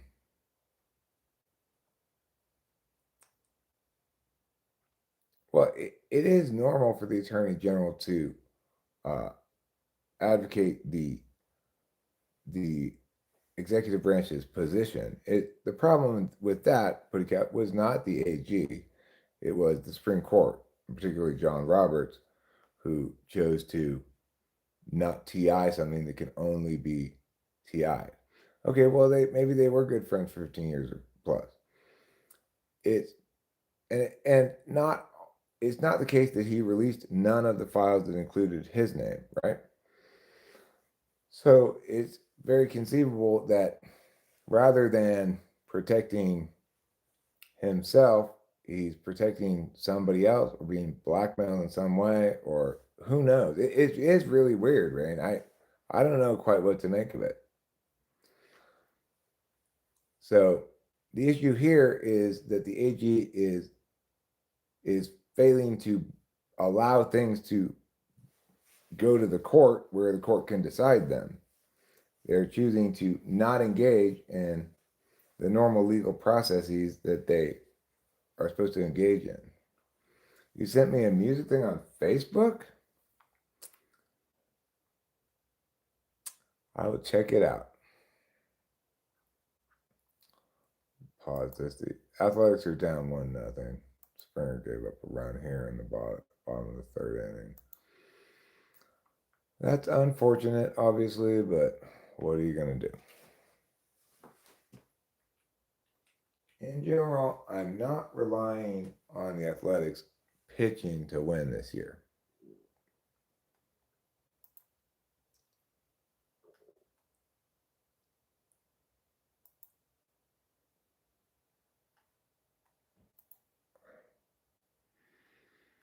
Create a pin.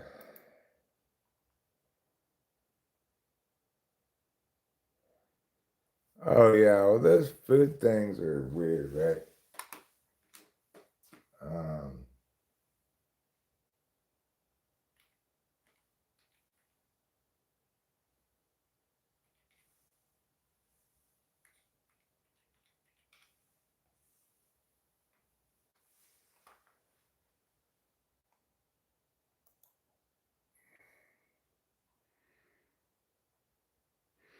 Song about cheese, huh?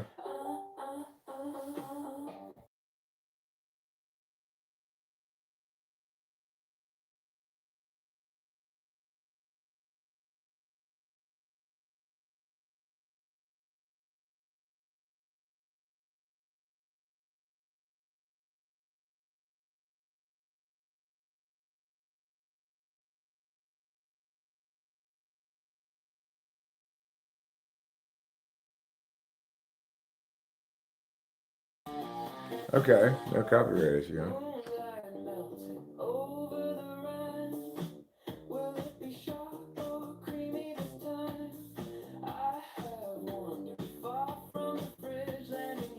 It's the 85 milligram song.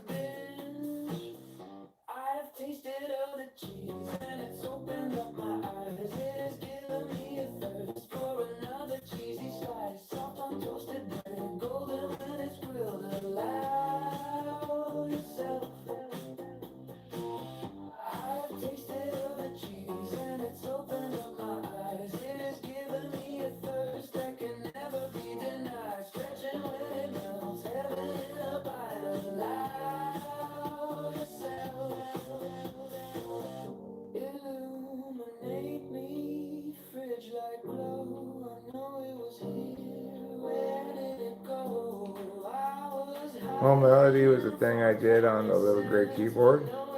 In this song,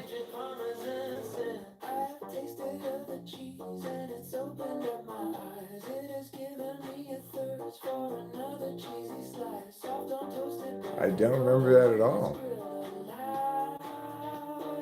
What, you mean like the bass line?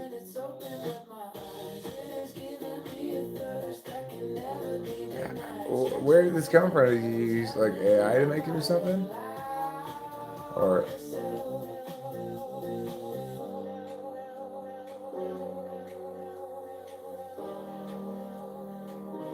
oh,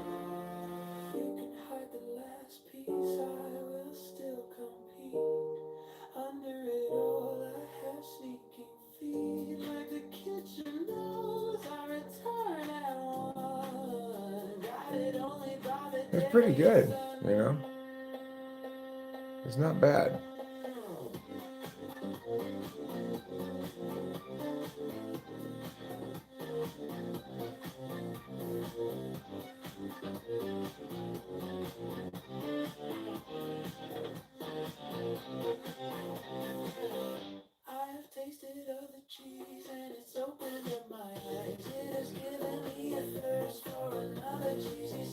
It's pretty good. You know, it's impressive how uh, how successfully AI can make stuff.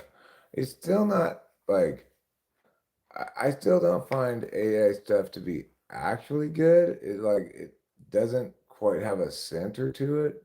In this case, you're making AI stuff with a melody I came up with apparently. Um, I don't recognize it, but I'll have to check out that track. So let's talk about this messing with the document stuff. Like, there are a bunch of bullshit documents in the file. What appears to be underage people tied down is actually a consensual BDSM porn video on the internet. And then Rain clarifies it's not about messing with documents, it's the fact that it's the full investigation documents, meaning any initial leads or suspicions are included, e.g., baseless allegations from pretend victims as well. Yeah, I, obviously, the complete investigation files are going to include stuff that would not be released normally because it would create a like unreasonable burden on the people who are exposed in the files because they didn't actually do anything, but now they feel like they got to prove themselves innocent of something they didn't do.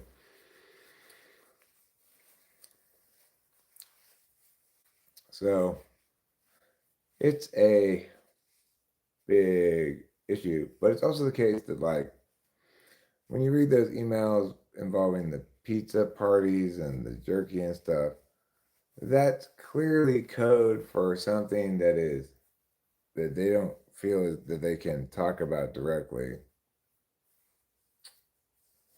That's to me it's a smoking gun of something nefarious going on. I don't know exactly what it indicates. I'm not I'm not necessarily disagreeing uh, with the existing interpretation of it. Yeah, it's crazy. Like I don't feel confident that I know exactly what they're referring to with those things, but it's clear they're up to no good. Yeah, it's so comically obvious that it's code, but it still managed to somehow do sort of what it was intended to do, which is say, we don't know exactly what it refers to.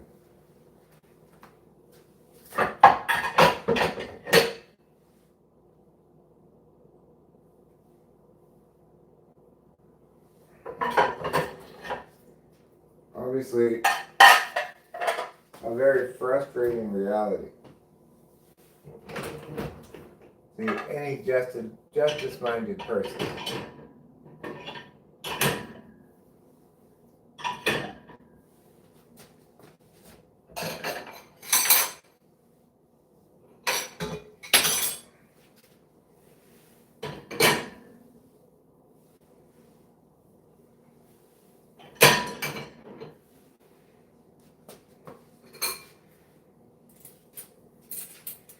put these silverwares in there, this bowl, these silverwares.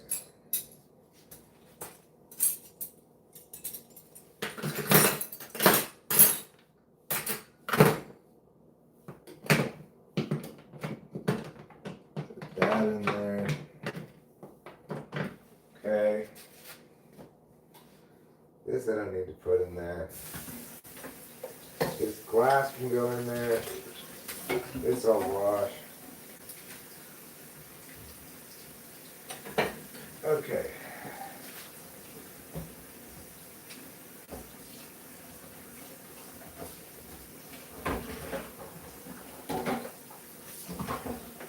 Wash out this little knife here. Put this away.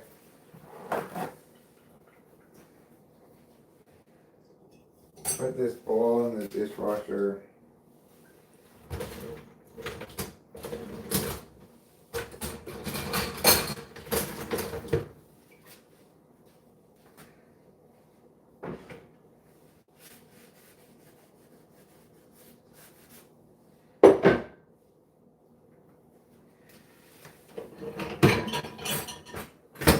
The thing that AI music can't yet do, it seems like, is make a good composition.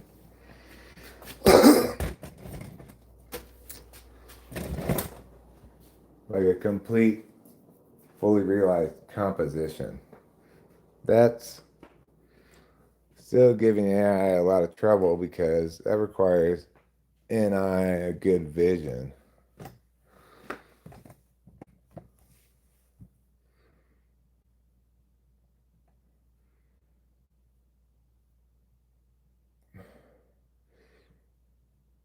Yeah, it is the case that um,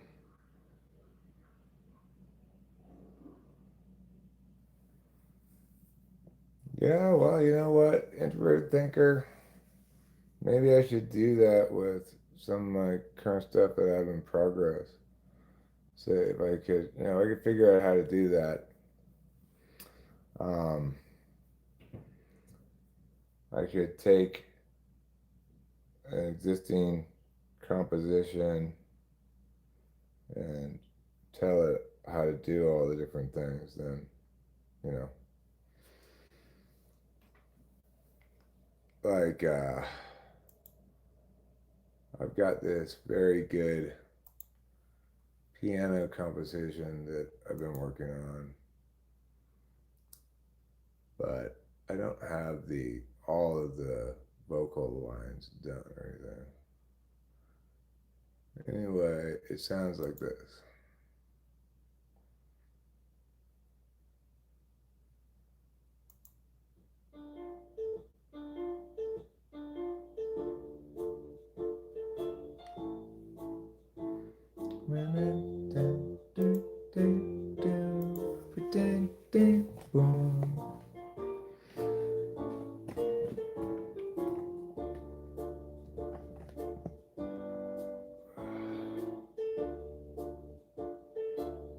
This is a very well composed song.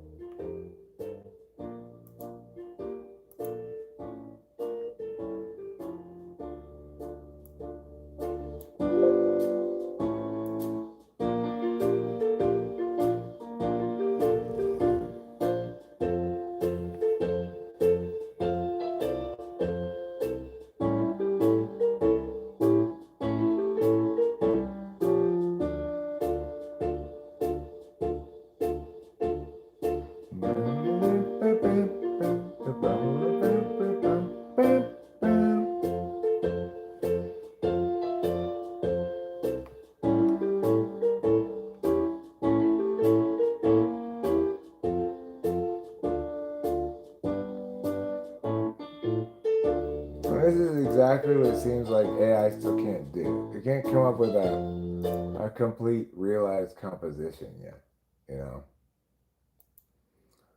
I don't doubt that it might be just a matter of time until it can. But in the meantime, obviously, there's one question more than any other that everybody needs to ask. I'm hopeful that you may already know what that question is. If you've been paying any attention lately, well, then you probably know what that question is. Every day you gotta wake up, you gotta ask a question, you gotta wonder whether it's that, and then you gotta ask yourself what Telesophalis would have asked you a long time ago. You might be like, I don't know what that is, Eric. What did Telesophalis ask? Well, I'll tell you right now. Who loves you, baby?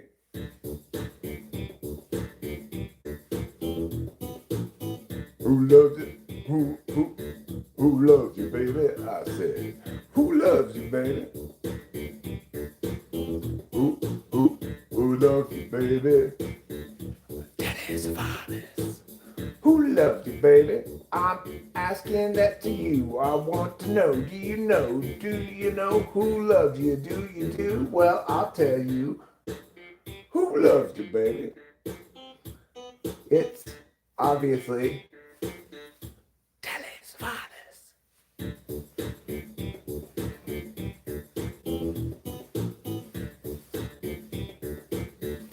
a very long time ago, I was asked a question by a man, and I think you know what man I'm talking about. I'm talking about Telesophalis. Who loves you, baby? I'm talking about a man a long time ago who asked me what I did know about who loved me and whether it was he, and it was in fact Telesophalis. That's right. He asked the most important question of time, and what was that question? Who loves you, baby?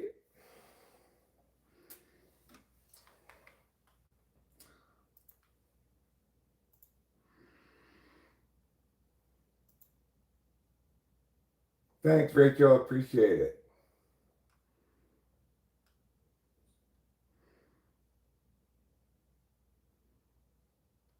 Well, gee, you didn't appreciate the genius of that. All I can say is you got your intuition set to shitty today.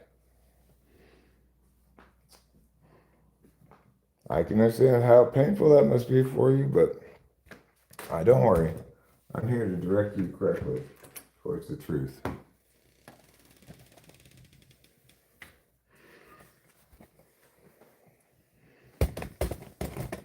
Yep. That's what I do, G. I set you straight when you're consumed by the despair of wrongness.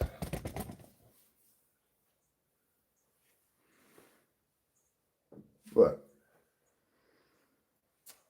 regarding the whole Palestine-Israel thing, obviously we should not be giving Israel any money. And equally obviously, Israel needs to deal with Palestinians by just saying, fine, you guys are your own country now. And then when they attack Israel, it'll be legitimate for Israel to attack them back. Because they will have been attacked by a separate sovereign nation.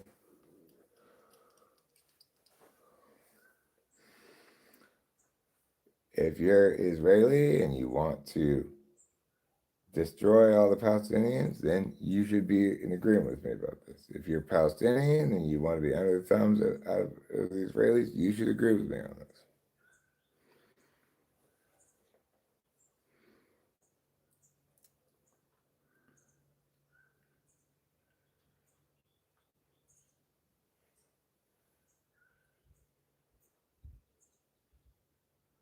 What does that say? Ethiopia? Looking for the arts, are they? In Ethiopia? Maybe. I think of them more as a long distance running country than anything else, but maybe they are hoping to have more arts in Ethiopia. I don't know. My Ethiopia expert license expired a long time ago. Speaking of expiring licenses, I need to go online and renew my driver's license before my birthday.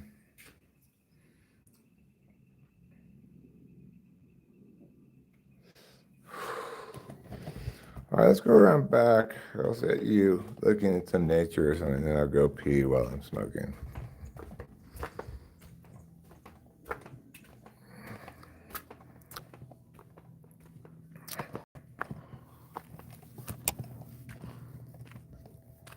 Here's some beautiful nature.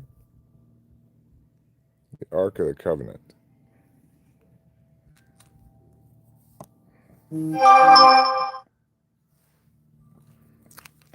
Foreign aid is about 1% of the federal budget. Fucking ridiculous.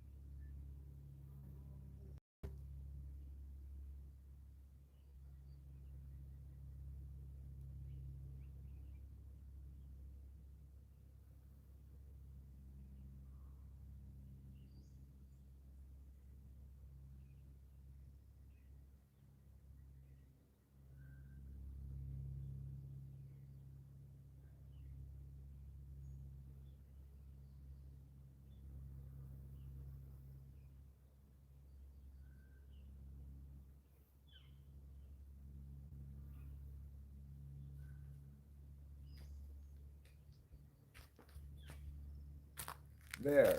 That's better.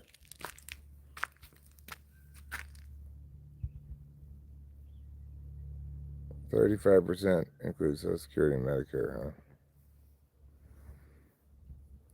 huh? I mean, Social Security is not supposed to come from the budget.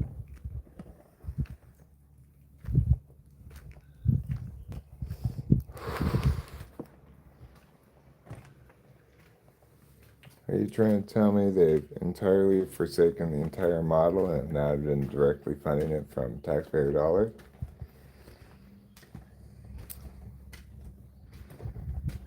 Rather than withholdings from people's paychecks?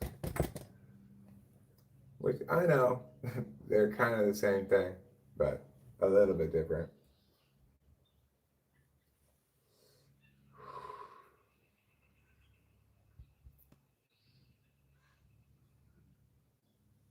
You come across like you want to obfuscate spending on Israel. Obfuscate? You mean hide it?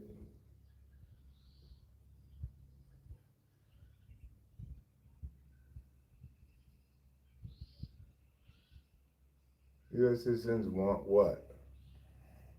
Medicare and Social Security? I mean, people want affordable health care. They don't want codified, ever spiraling, free market resistant,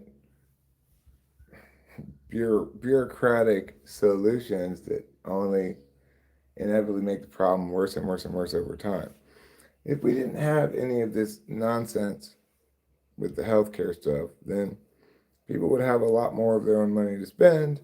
And if people bought healthcare services a la carte out of pocket and just had catastrophic healthcare insurance, then everybody would spend a lot less money on healthcare.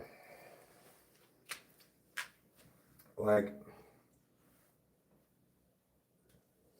I have a lot of personal experience with just how bad insurance slash Medicare can be in terms of not caring at all about meaningful outcomes and only caring about profit opportunities.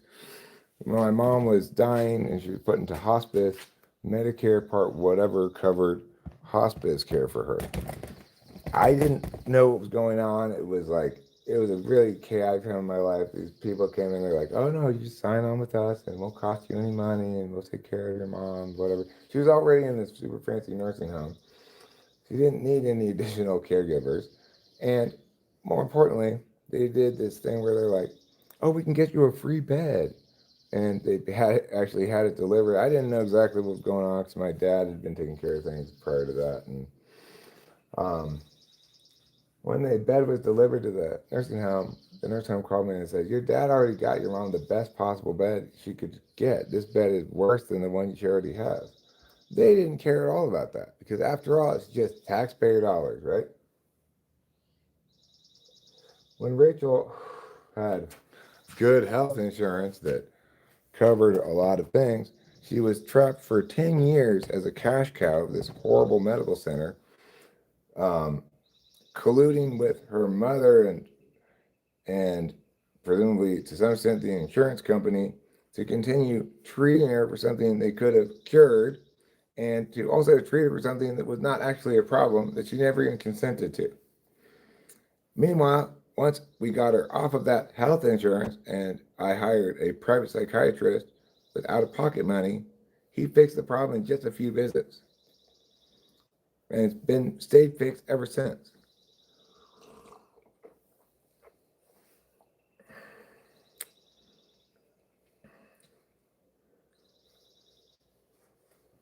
Right. It's never a good idea to codify this totally unnecessary middleman.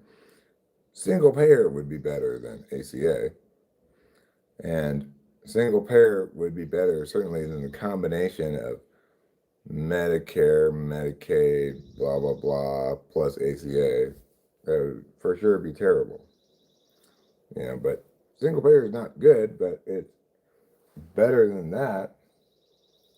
At least single payer doesn't guarantee and codify ever spiraling high healthcare costs in the same way that codifying a middleman does. At least if the government's a middleman, um, you get shitty, incredibly shitty healthcare, unless, as is the standard right now, unless you pay out of pocket. But it's also the case that at least the government could artificially cap prices on medical procedures, and that would have that would be somewhat preferable to the current situation. So we all have to acknowledge that, in fact, beloved entitlement programs have proved disastrous to the economy and to the country in general. Will we take care of each other when we get old? What does that look like? Well, it looks like being responsive to changes in the status quo. How much taking care of we'll have to do of each other is going to depend on what our needs are. But I can assure you that it looks like me not abandoning you under any circumstances.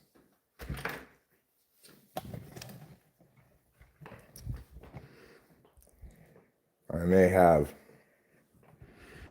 occasional FI polar moments again in the future where I am not adequately attentive to your emotional needs in some specific moment. But that is not representative of anything other than me and my deficits. It's not indicative of whether I'm going to be there to take care of you.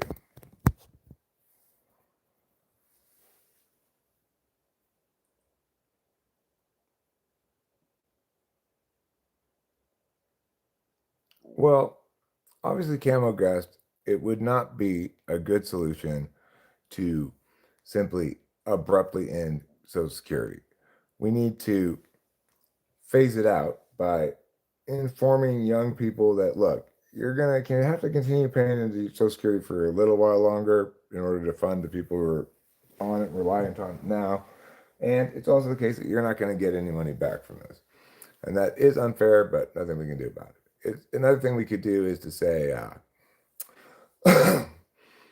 if you want to, the federal government will give you half of the total you paid into Social Security to relinquish your claim to it later. This is for people who are still working.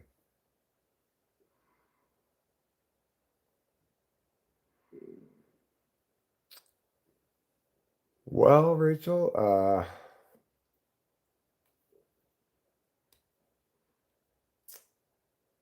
I worry about such things too, in the sense that I worry about maintaining our standard of living for the rest of our lives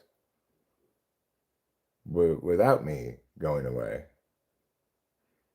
Obviously, if I were to die all of a sudden, that would cause major problems. It is important to remember that at some point you will have an inheritance coming as well that'll be paid out as an annuity. So you get a certain amount of money every month from it. And as long as I don't die before then, you should be just fine.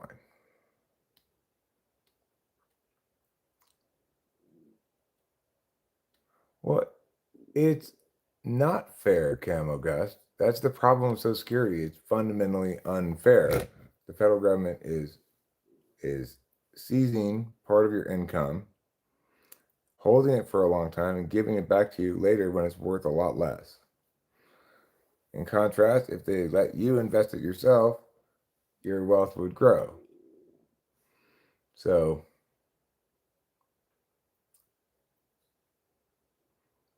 well, maybe we can't, and maybe we can. We'll just have to wait and see how that plays out.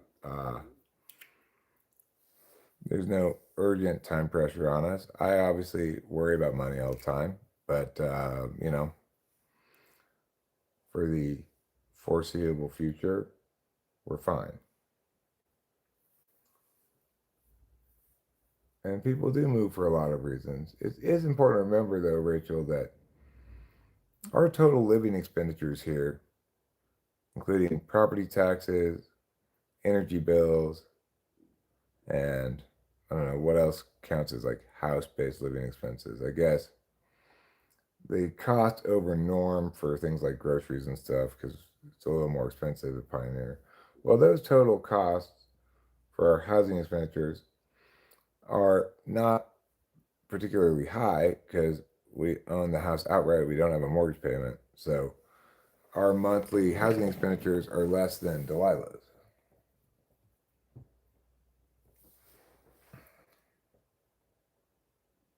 Just how cringe a name is Epic Fury. It's pretty, pretty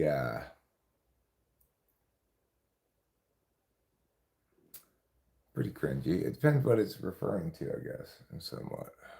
Depends on that. Where is my mouse? Over there, of course.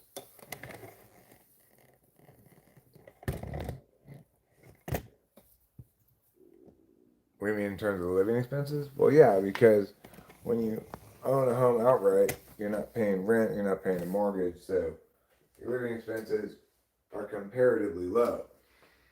Um,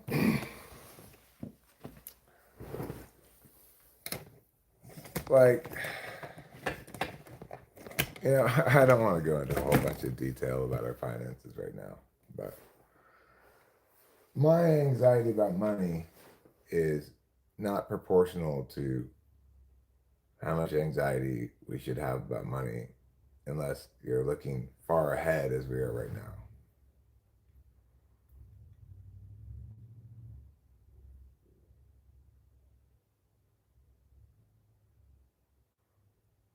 Okay, well, Putty Cat, obviously, if you don't pay your property taxes, then the government will seize your property.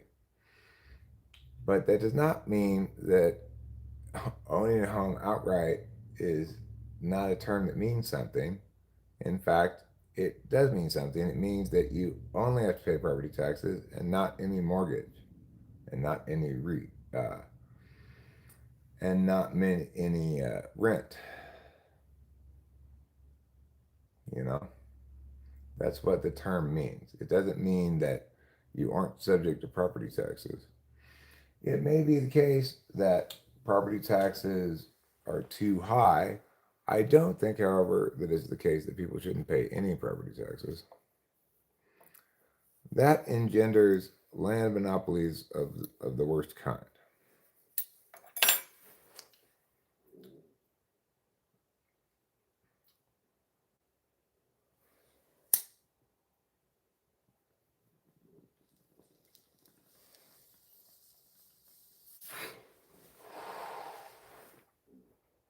All right, let me put the game back on.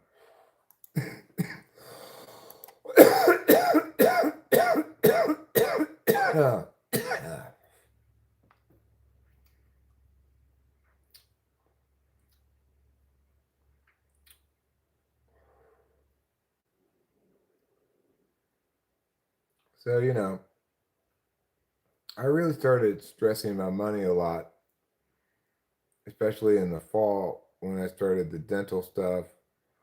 I wasted like 4 grand or so of this one dentist who ended up firing me, and then we had to get a different dentist and the car thing. All of a sudden, we're looking at over a couple of months, like $40,000 in bills and stuff. That's enough to make anybody panic about money. But we're doing a good job right now, and that's not the norm. We don't normally have those kinds of massive expenses. You know, you like land value tax? I'm not sure what the distinction there is. Perhaps you'll explain it to me. I normally know what people are talking about when they refer to specific policy things like that, but I'm not familiar with that one.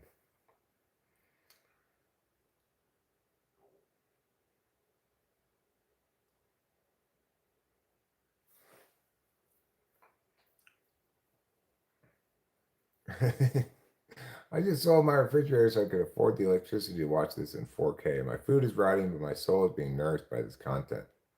Please look slightly to the left if you can hear my thoughts. Wait, this is your left, probably. Well, Springs just walked the bases loaded, still 2 out in the third inning where I am in this. Some states have an asset tax. Virginia, for example, you pay an annual tax based on the value of your car. Well, in California, you also do that. It's called registration. But yeah, asset taxes are ridiculous, insane.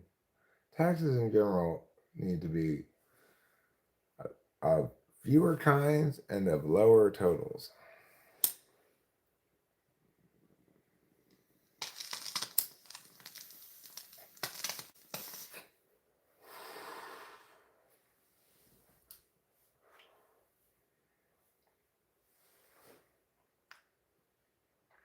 And perhaps most importantly, the country needs to normalize the idea that it's un American to vote in favor of taxes that don't apply to you.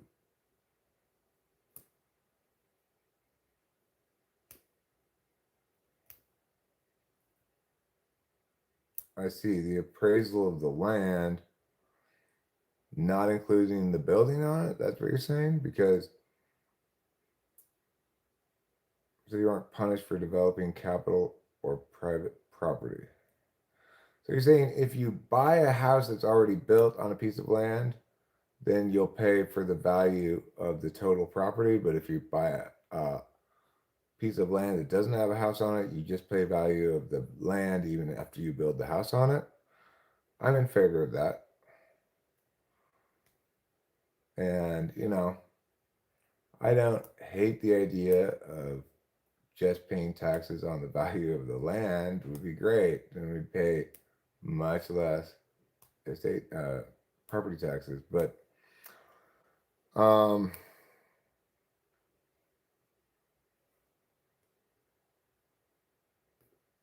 oh, I see. So a mansion and a trailer on the same property, the same in taxes. Okay, cool.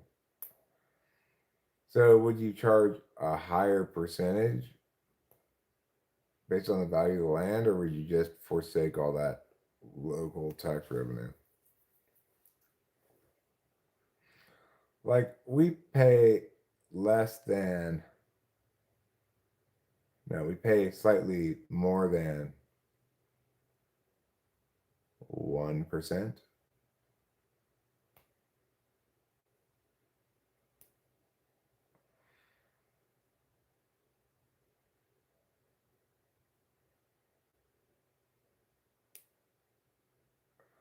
You know what I'm saying? Like, would you would you appraise the land but tax it at say over 3% to get kind of equivalent tax rates or tax revenues, or would you just would we just enjoy the benefits of lower taxes?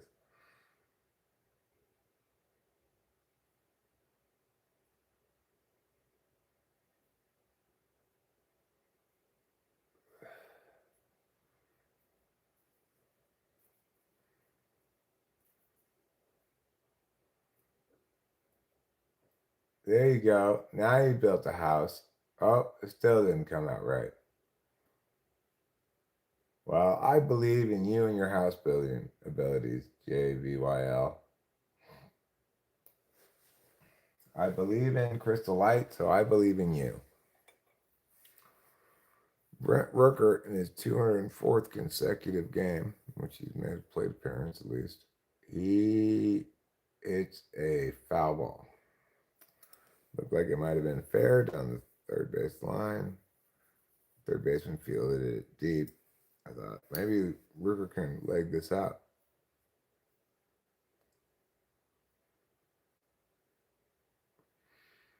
I mean, 1 acre of land at $1,000 a year would make the income tax budget.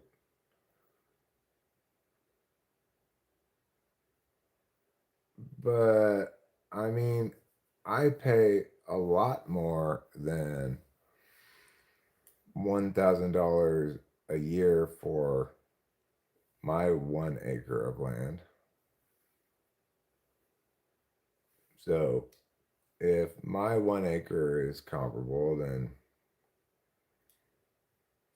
it does seem weird to imagine that somebody with half an acre in the richest part of like New York or something is gonna pay less than a full acre where I live.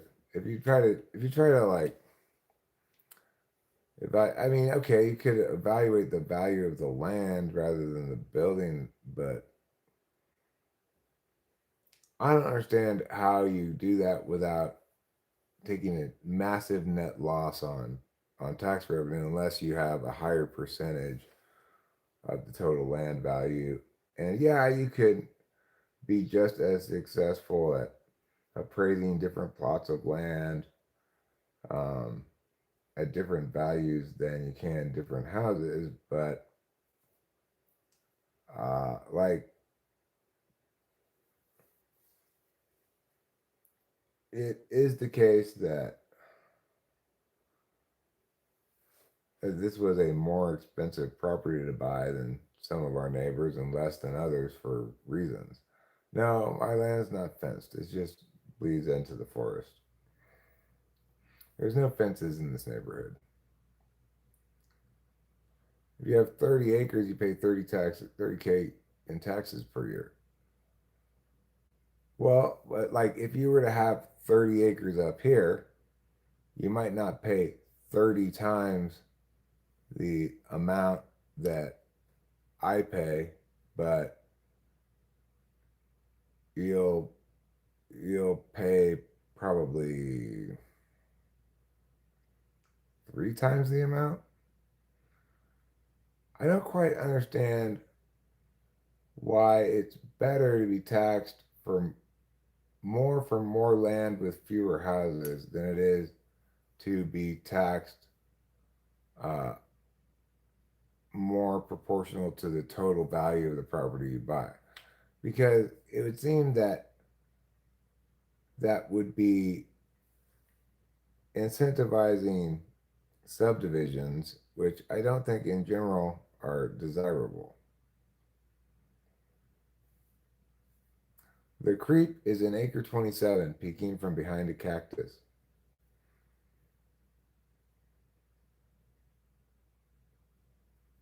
Corporate income taxes are the ultimate in double taxation. Yeah, well, a lot of different tax problems we could get mad about, and we could get mad about legitimately. Things should be just and fair. Obviously, things are better when they are just and fair.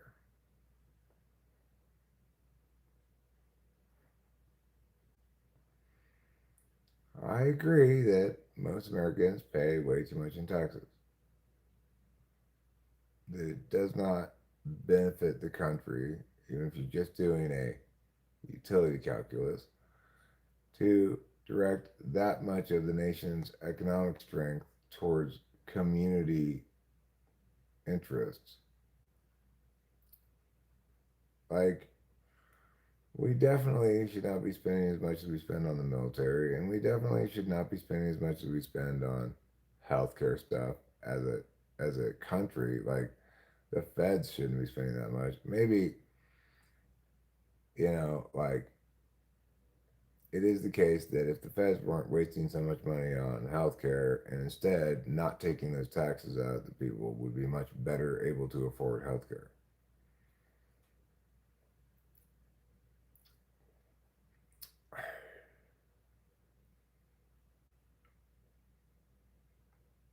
But that's a hard thing to sell to people because you have to structure it somehow that they keep their like subsidized or free healthcare for a little while, and then you know they uh, they see the income benefits from lower taxes before they're actually asked to carry the burden of the cost themselves. It's it's one of the harms of building these kinds of systems, right? Like,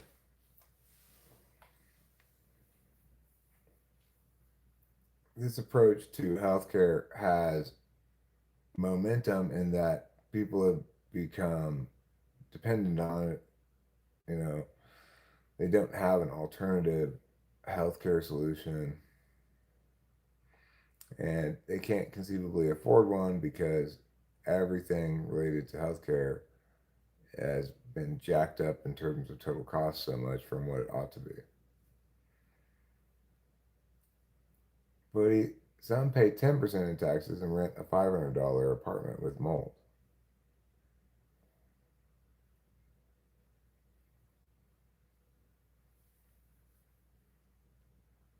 Well, it is true that there are poor people, and it's also true that poor people, more than anybody else, also need lower taxes.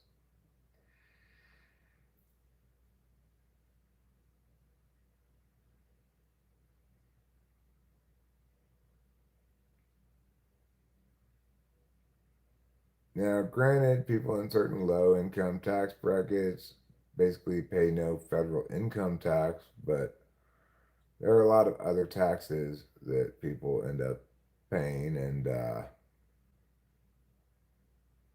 okay, do you need to make just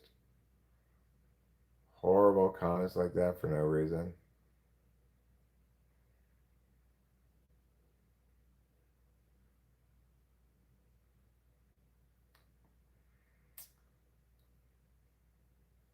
It's okay. You're forgiven. I guess I'll go wash those pots in a second. I am making progress on some of these chores I have set aside for myself today. Denzel Clark at the plate. Everybody can just go to sleep. He's got no offense in him at all. He challenged that pitch, huh?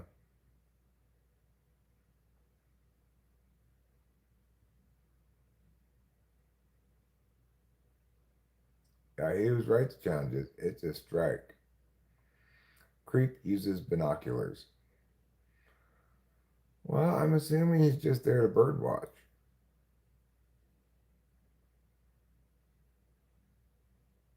That was a terrible challenge, Denzel Clark. It was definitely a strike, and boo. I don't know what else to tell you.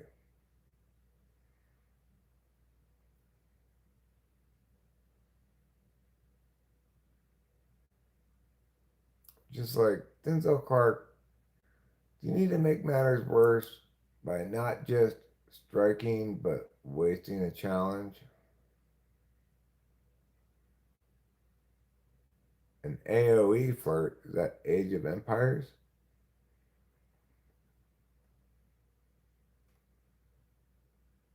So, bottom of the fifth inning, Springer still on the mound. Area of effect. Oh, who is this mod? That's Ruben. I don't see show media either. I think they're talking about him, not to him.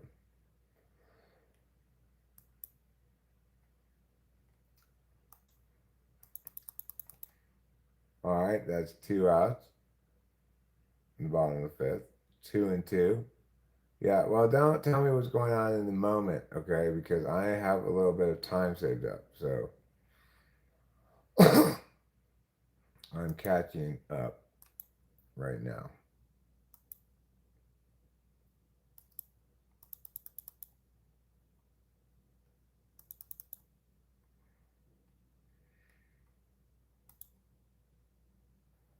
Okay.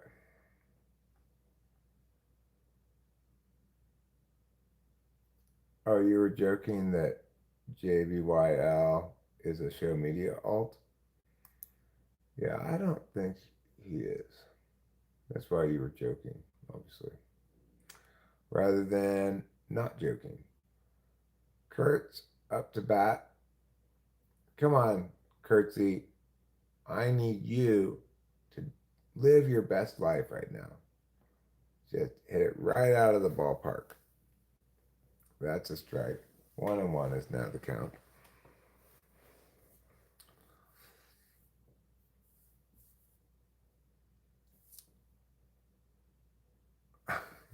He's not on to anything. That guy is definitely not show media.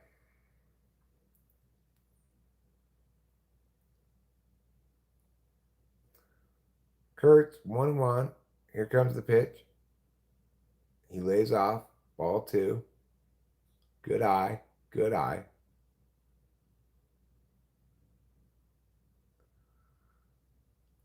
Well, JVYL, I don't know what you are or who you are, but I am very confident, closing in on certain that you are not show media.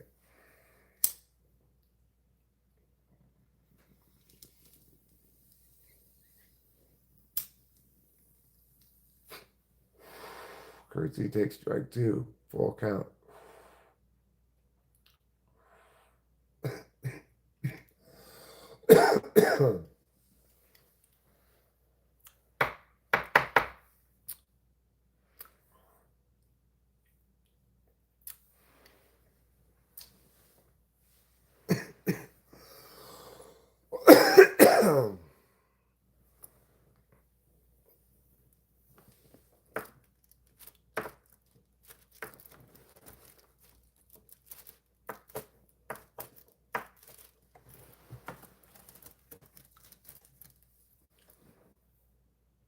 What am I watching? I'm in the sixth inning. Curtsy just got a walk, a lead-off walk. Acre 27 is a riff off Camo Gus saying 30 acres is 30K in Texas. Yeah, I understood that.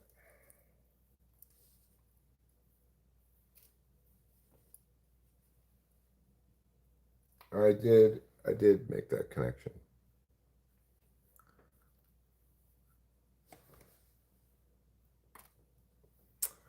All right. Well, I scraped out some needless resin from this.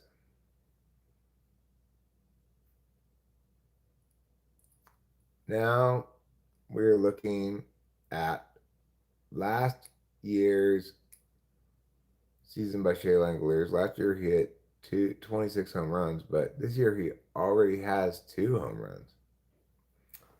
And it's just day 2. So maybe he's going to have a big year this year. I've got him as the catcher, I believe, no, only on one of my fantasy teams. So I have him as catcher. I have Jacob Wilson as shortstop on both my fantasy teams.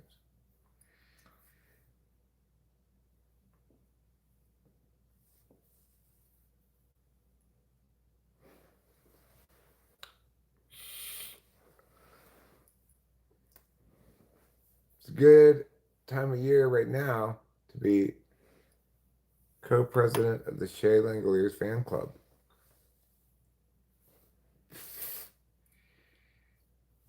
Shea Langoliers, he lays off ball 1. The count is now 1-2. I didn't share with you guys the first 2 strikes, but I'm informing you now. The count's 1-2. Shea laid off that one. Good eye, Shea. Show us just how much you can shine right now. Shine like the brightest of the supernovas. Wow, wild pitch. That's going to send Curtsy to second base.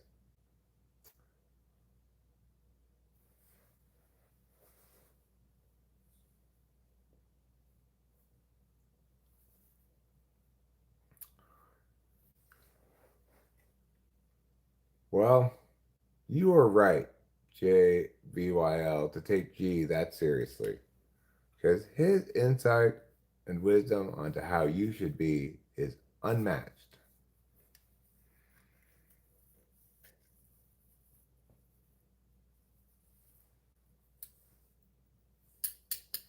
All right, man on second. 2-2 is the count. Shea Langoliers still at the plate. Here comes the pitch. Shea fouls it off. Count remains 2-2. Staying alive, just like the Bee Gees. We're down by a run, but I have a belief in my heart that we are going to tie this up. We're going to tie it up, and then who knows? Maybe we're going to take the lead. This could very well be the inning. Shea Langoliers just takes ball 3. Nick Kurtz leading off from second base, looking like I'm ready to run all the way to home. Shea just hit a single into the gap. Let's go, Shea. Oh, strike 3. Boom, boom, boom, boom. Yeah, well, maybe someday, JVYL, if you meditate, if you practice with your intuition, so you can have clear sight of everything, then maybe you'll start to learn his ways. All right, Sodi, 1 out. Kurt's still on second. Unfortunately, Shea Langoliers failed to advance the runner. If you had advanced the runner, then perhaps a fly ball here would score the run. But that is not the case, as Kurtz is still languishing on second. I mean, sure, he advanced from first during the Langoliers at bat, but Shea's at bat itself did not advance the runner. It was instead the wildness of the pitcher. Soderstrom looking at a 2-0 count. This is definitely a hitter's count. Here comes the pitch. Sodi swings and gets a piece of it, fouls it off, but he was over the top of it. He Did I wind down? I'm winding down right now. You know, I had yesterday, last night, I was up, I was on mushrooms, and and I'm not quite in the throes of sleepy week at the moment, but I'm not in the thrill of I'm not in the thrill of drugs either. Sounds like The mailman is here.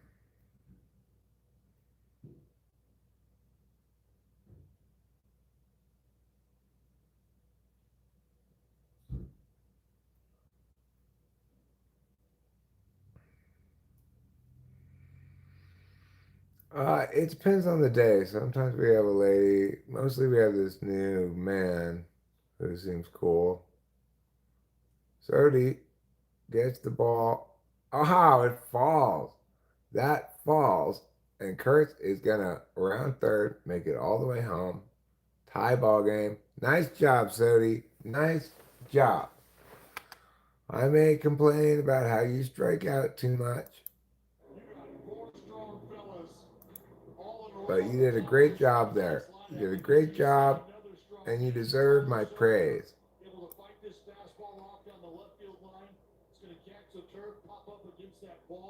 I'm sure he's not allowed to drink whiskey on the job.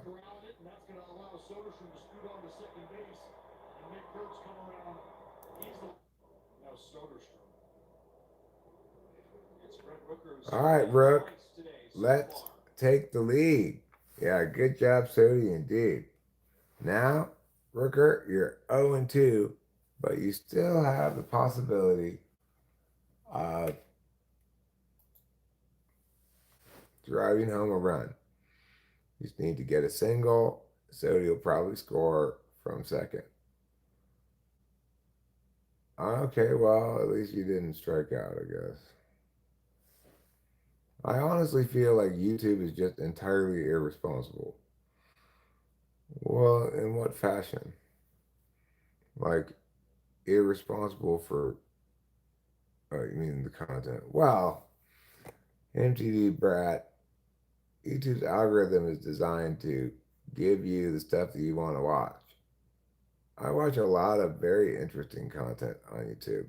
Oh, so he's safe. Oh my God, he is safe. They got to challenge that. That is totally safe.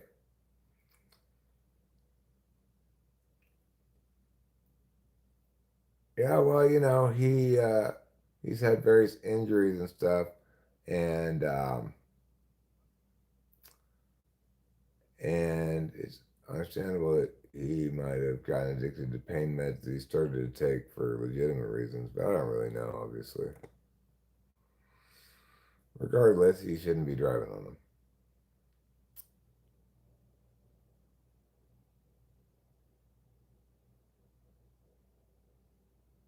I'm a premium user and I recommend this shit.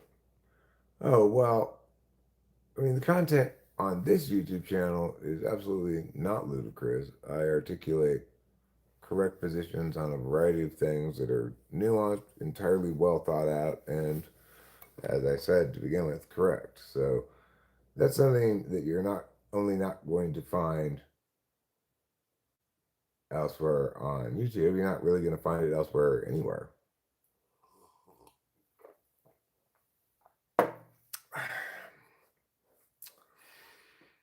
So if you're saying this channel is ludicrous because it's ridiculous how rare it is for somebody to be correct and explain things well, well, it's not that rare. Uh, I watch a lot of videos that teach me a lot of things. On MTV, Brad, if you were to be correct about it being bullshit, you'd be able to articulate specific things that I said that were bullshit for specific reasons. What you're expressing is, I guess, your anxiety related to the fact that, I guess,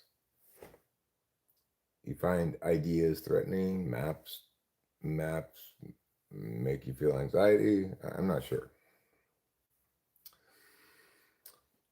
And yeah, Rue makes a good point. Obviously, if in fact anybody were to take you seriously in what you're saying, you would do what any sane person does when they encounter content they don't like, which is they simply don't even give it any of their attention.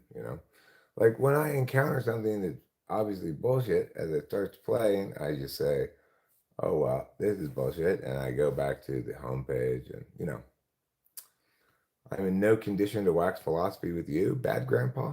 Well, I mean, again, if you wanted to be meaning anything that mattered at all, you'd say, the following thing that you said is incorrect for the following reasons. Instead, you just want to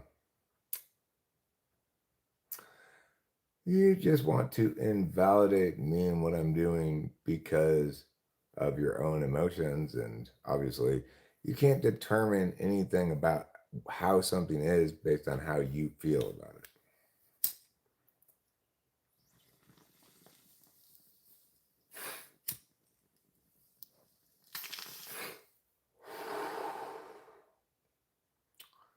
I do sing it to the world all the time. Would you like me to sing something to you? I can do that for you. I recently wrote the new Mexican national anthem. Would you like me to sing that for you? You would? Okay.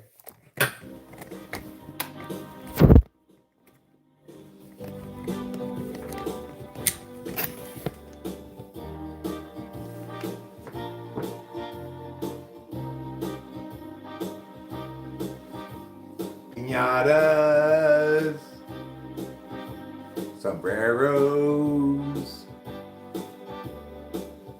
5 pesos each to ride the burros. Tequila and churros. Fiesta time in Michoacan. We'll have margaritas while we eat some flan. Meet my new amigas, Maria and Juan. Piñatas, sombreros,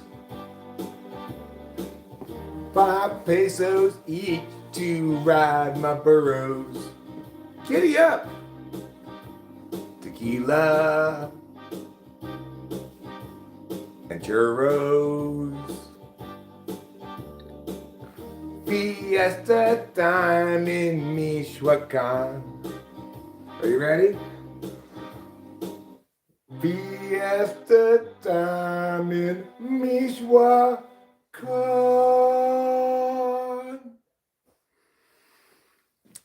You are welcome. Oh, he got hidden, huh?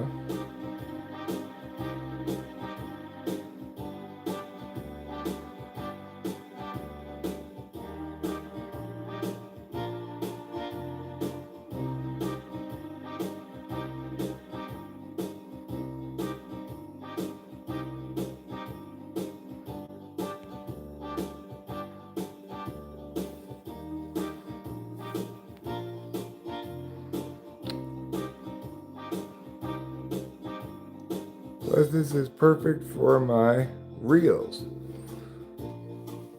I understand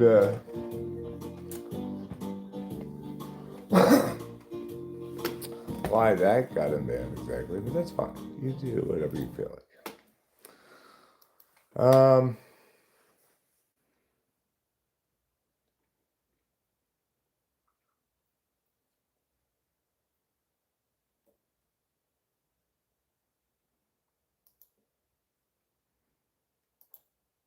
Plus, this is perfect for my reels. I don't know what that means even.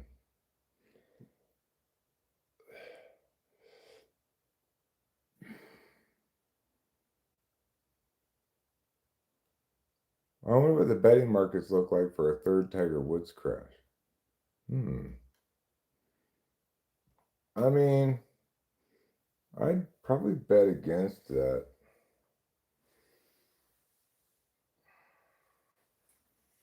You're like rich enough to hire somebody to drive him around?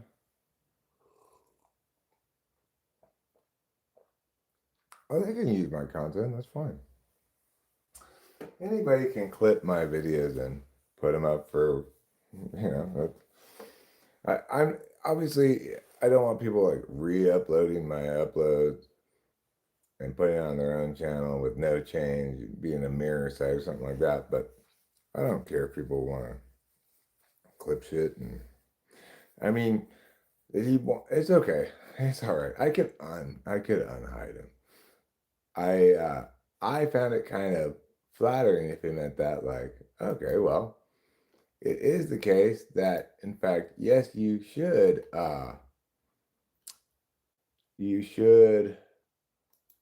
clip that because obviously it's fantastic.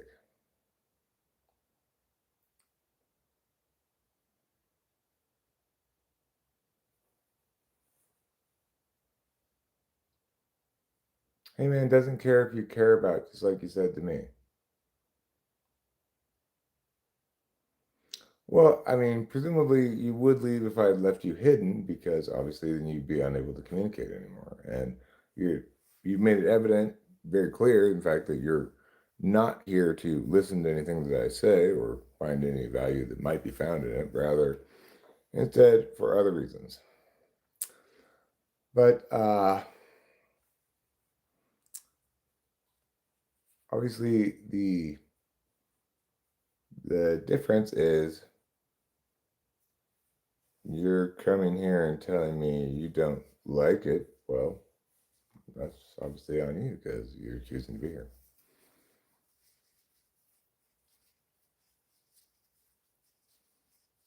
I I was explaining to you, MTV Brat, that I'm in favor of that. You absolutely should clip my content and put it on your channel because it's fantastic. I'm sure dramatically better than whatever it is you're doing now. And the world benefits when they see more Eric. So I fully encourage you to do that. Well, I'm sure that's true. If in fact lots of people liked it, then there'd be more than 9 people here right now. Because everybody's wrong about it. Excepting yours truly, of course. Yeah, I also command you. You make content out of this content right now. You open up Premiere Pro and you get to work on it, buddy. Get right down to work on it.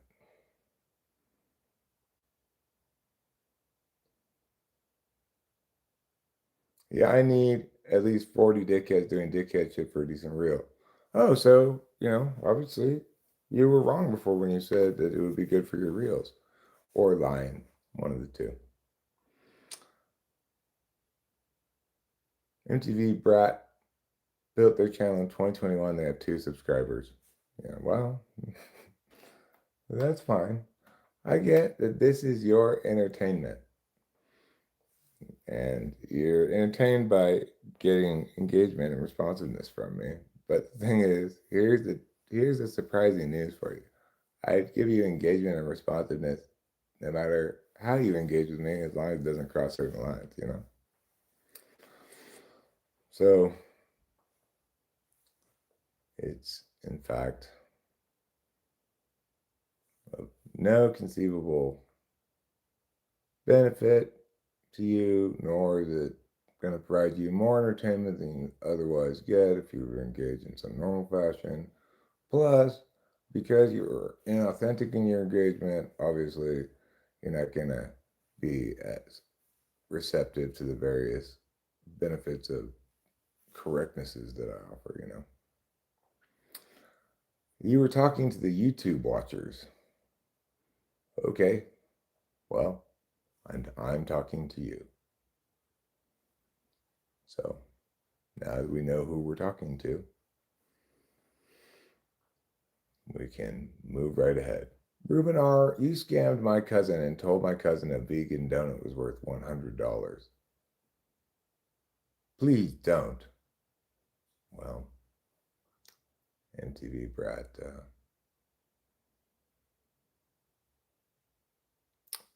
what can I tell you? You say please don't, but I hear the underlying plaintive tone. But please do.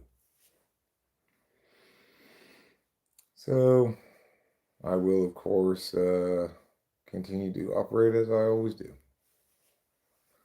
regardless of whatever you're saying. Are donuts made with eggs? It's a very good question, Rachel. I don't know if donut batter has eggs in it or not.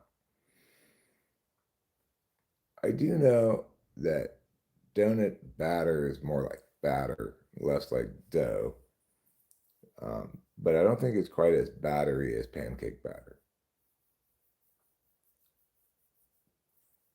Well, MTV Brat, when people around here have questions, I don't like to discover the answer by Googling things. I like to muse about what the possible answers might be. Like what could possibly be in donut batter? Maybe some sunflower oil.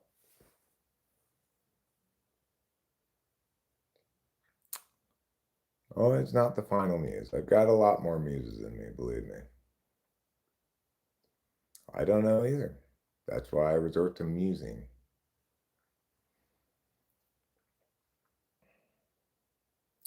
I still have a couple of dishes I need to clean up in the kitchen. It is currently bottom of the sixth inning, 0 outs. Springs is still on the mound, but there's a man on first, nobody out. Counted 1-1. Toronto batter is Okamoto. Applesauce is a vegan substitute for eggs. Okay, well, that seems kind of silly to me. Eggs and applesauce are very different from one another.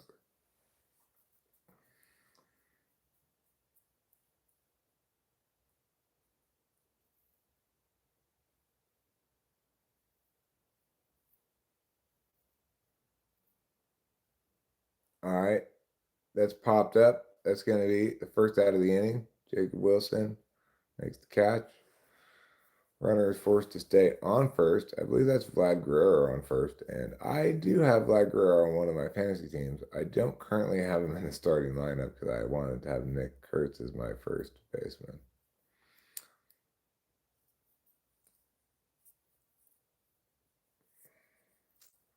They, you know, you know who they are. Gee, it refers to them, those people.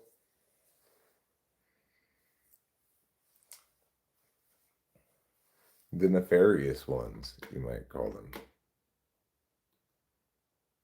Uh-oh, what are they up to again? No good is the answer. That's all they ever seem to be up to. 2 outs now. Man has advanced to second base. The pitcher is Leiter Jr. I don't remember this pitcher from last year. He must be new to the team. But he got the first out. That's good. And he's going to be pursuing the second out now.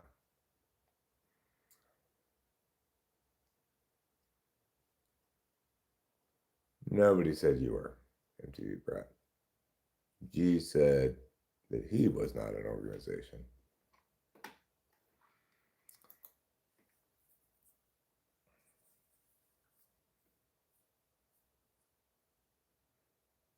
MTV Brat is not G. Lighter with an E. Yeah. Oh. Oh no. Base hit. Is that gonna score a run? Oh, Shea Langoliers. Oh. No, it did score a run. It's 2-1 Blue Jays now. God damn it, Lighter. Don't be a jerk.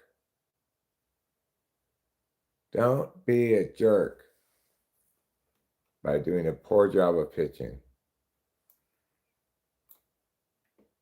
He's like, but I am going to be a jerk. All right, 2-1 now, top of the seventh inning, as I'm catching up to real time. We've got this guy, McNeil, at the plate. He's this journeyman, kind of average replacement player, kind of veteran that we picked up in the offseason. I heard some YouTube channel talking about it. Now they've got Mason Fluharty on the mound. Mason Fluharty has come in here in the top of the seventh inning. And he's ahead on McNeil 0-2 already. So that's not super promising.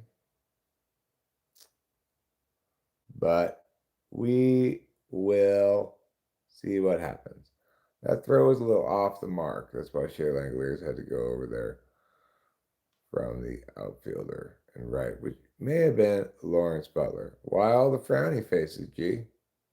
Are you frowning up your sadness? Are you frowning up your smiles? Are you making your eyeballs wet with tears and wondering all of the while? Look at its pick. Look at what's picked.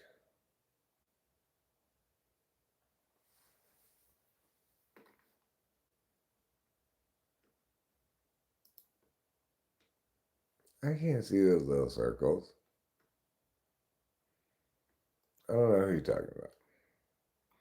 I would explain it, but I'm pretty sure the mods have already bugged my keyboard. If I tell you what they meant, we're both going to end up in a PowerPoint presentation about internet subversives by tomorrow morning. Okay, well, I can't see that shit. I don't know what it is. I don't tend to look at people's pictures. Like, obviously JBYL's picture, very clear. It's a pink circle with a J on it. Why is it so clear? Because it's a letter. Rachel's picture, nice, clear looking purple seashell thing. G, you're blue, then you're tan.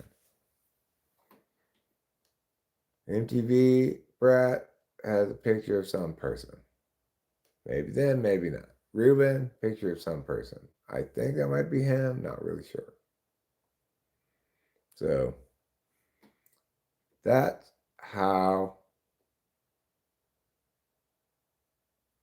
what I have to say about that.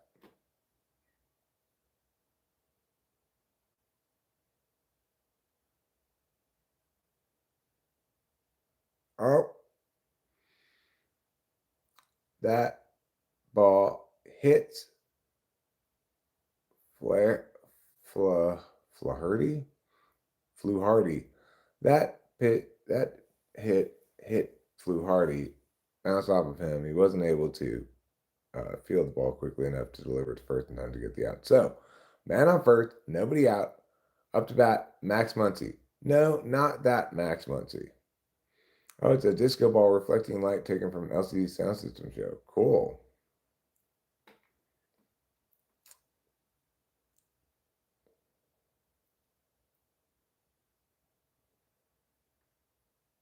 It needs more face. Fair enough. Wow, it hit him again. Wow. That's two batsmen in a row who hit two hits in a row. Both of them hit the pitcher. Now he's like limping around, like, fuck, that really got me that time. Ow, ow, ow, he's saying. But guess who's not saying ow? The Athletics, because we've got man on first, man on second, nobody out in the top of the seventh inning. Sorry, Fluharty, but that's the price you pay for pitching to the mighty Athletics.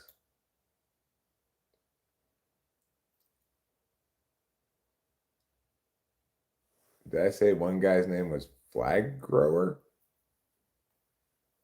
No, I don't think so.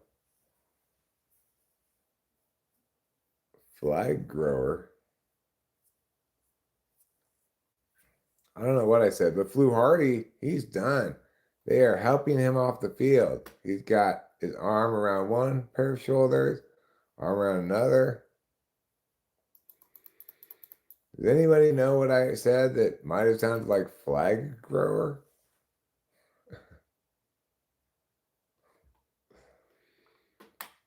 I don't know.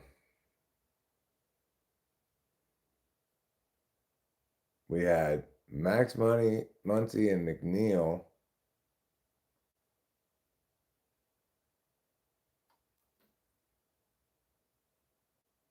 What did I call a guy a few minutes ago? Now I want to know what I called them.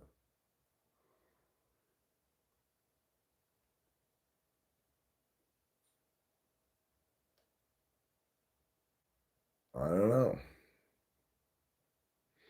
I'm curious. All right. I find methodologies tiresome and conformative to a standard that I am unwilling to entertain in any serious matter, being the exception to many such methodologies.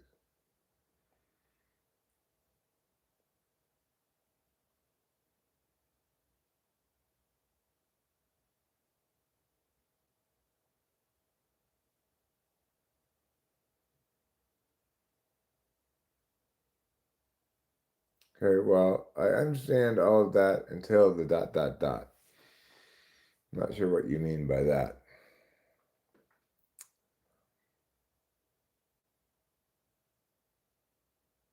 My type tends to turn them into proven fallacies. What do you mean by a proven fallacy? By what criterion are you establishing that this kind of fallacious thinking is proven, whereas to some other kind of thinking that might be deemed fallacious is designated not fallacious?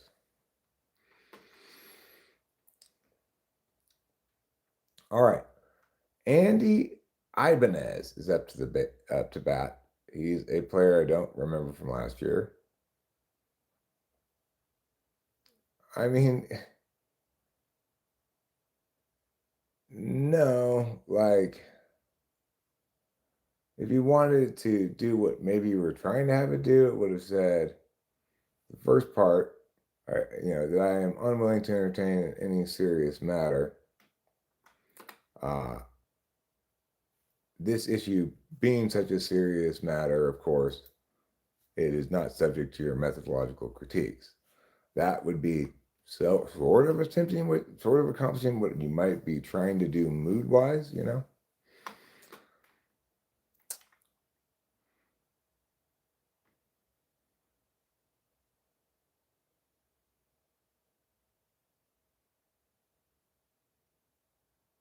And in general, it is the case that most of the time, most of us aren't using, aren't doing things that require any like uh, loyalty to specific methodologies because it's not that kind of work, right? If you're doing argumentation kind of stuff like I do a lot, that requires you to be methodologically sound, which is to say, you have to apply the same processes consistently. But there's not many things in life that are like that. Obviously, science, research papers, research that gets published in like science journals and stuff, that has to adhere to certain methodological standards, but most things that most people do in life do not.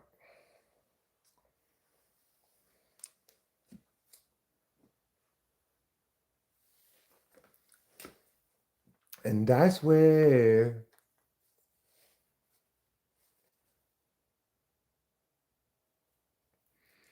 oh no, Denzel Clark is up to bat with 2 on and 1 out. We need him to produce offense, but that's just not his ball of cheese. Fouls that one off. By the moon and the stars in my eye. Yeah, that's the jam I'd be singing, Ruben. You guys are right. You guys know your Boys to Men? Is that what it is? Boys to Men?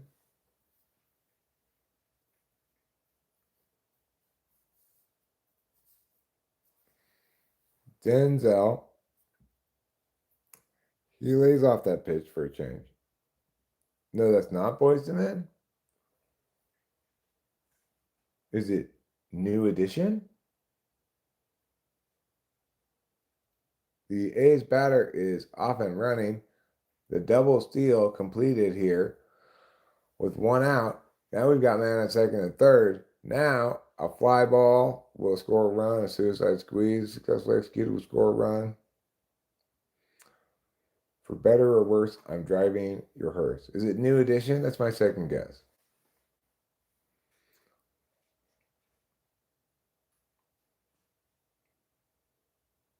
You mean you think that Boys to Men should have had their name reversed, been called Men to Boys? That seems kind of a little more sus than Boys to Men for some reason. Who was that shoplifter lady, Hollywood starlet? I'll tell you who it was. Nice job. Good job, guys. Wow. Wow. Denzel Clark gets a little, uh, excuse me, infield chopper. And yeah, it was Winona Ryder. You are correct. Um, it was a swinging bunt down the third baseline, basically. That not only did the runner from third beat the throw home, the pitcher had to swivel, turn, and throw to first, and Denzel beat the throw to first base because he's pretty fast, Denzel Clark is, you know. So we are doing fantastic right now. We're tied the game up 2-2. Good job. And now Curtsy up to bat, still only one out, still man on third, fly ball, scores a run. I'm going to predict that as long as Kurtz doesn't strike out, we're going to score another run right here. 2-0. Of course, also, he doesn't walk.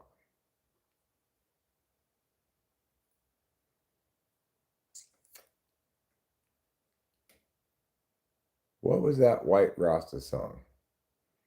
You mean Red, Red Wine?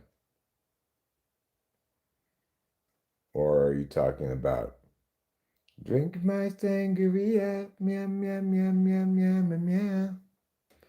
Another one I could think of, maybe. I don't know if that's really a Rasta song. That's more of a, like, ska song.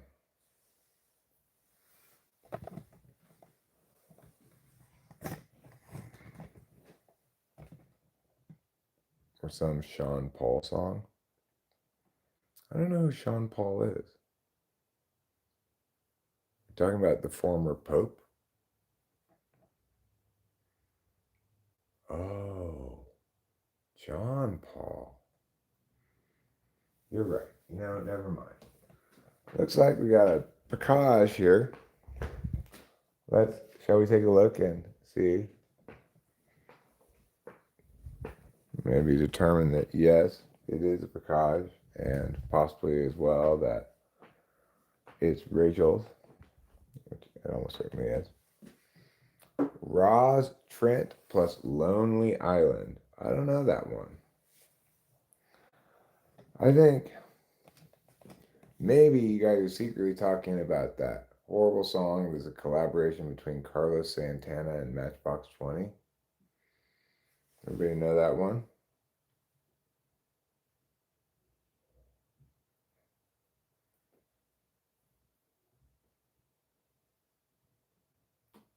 So I want to hear how silly Sean Paul is. Maybe I'll click that in a second. Right now I'm watching this exciting inning for the Athletics. It's 2-2. We have the bases loaded, one out. We got Langoliers up to the plate. He just needs to hit a long fly ball and it's going to score one more run. I will avoid it then. Shea Langoliers' career with the bases loaded hitting only 225. But in this instance, he got good wood on that. Please be gone. Fuck yeah! Grand slam! Shea Langoliers with his third home run in 2 games. Our goodbye. I swear he's been like soaring since we've been friends with his. Yeah, that was fantastic. Oh my god. I thought no way he would do anything this game. I thought here we could get a sac fly out of him. He didn't just sac fly it, he grand slammed that fucker.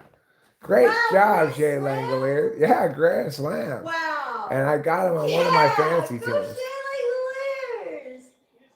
Let me listen to the broadcaster's broadcast of this.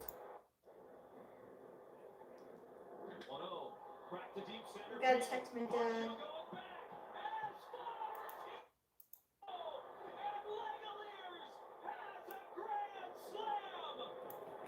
Hell yeah. Hell yeah, Shea Langoliers. That's what I'm talking about. I'm telling you guys, the Athletics are making the playoffs this year. I am telling you right now. I'll keep telling you all season.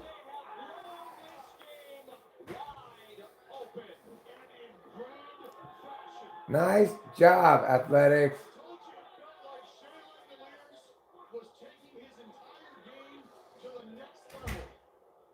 Wow.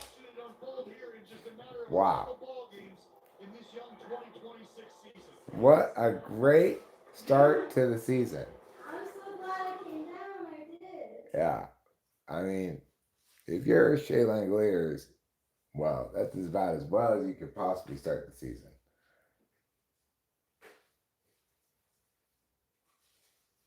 This is what the book The Langoliers is about. Oh my God, this is a dark comedy horror satire. This is a man watching baseball, okay? Whatever you're trying to do here with the whole like, uh, I'm going to be provocative or try to hurt your feelings or something. At some point, you just got to kind of open your eyes and say, actually, this is a guy watching baseball. I'm watching a guy watching baseball. Sometimes things aren't any more complicated than that. No, I was not in any war.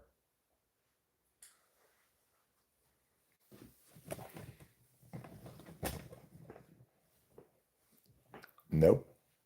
I'm not a war veteran. I'm not a veteran in the military at all. Outside. Yeah, I am going to actually get ready to fast forward this because it looks like this inning's probably done. So I'll skip through the commercials before I go outside.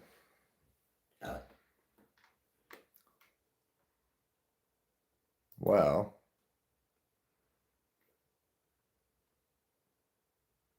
that's amazing. Wonderful job, Shea Langoliers. You know, when you've invested as much time and energy into this baseball team as Rachel and I have, it's been such an exciting team to watch because when we started watching, they were the worst team in the majors. And now, a couple years later, we've got an exciting team full of young, up and coming stars, and it's very satisfying to watch this team because there's a lot of continuity from last year's team too. You know, all the key players are back.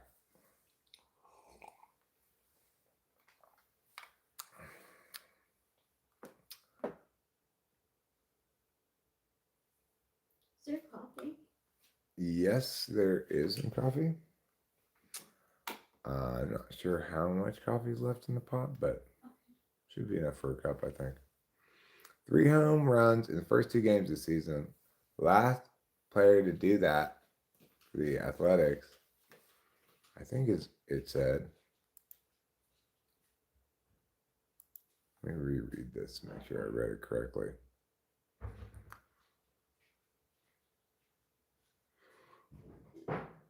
Only other A's player to do so, Reggie Jackson in 1974. You know, you don't think of Reggie Jackson having been an Athletic. That's why I had to reread it. I was like, wait, was Reggie Jackson an A? Apparently he was, yeah.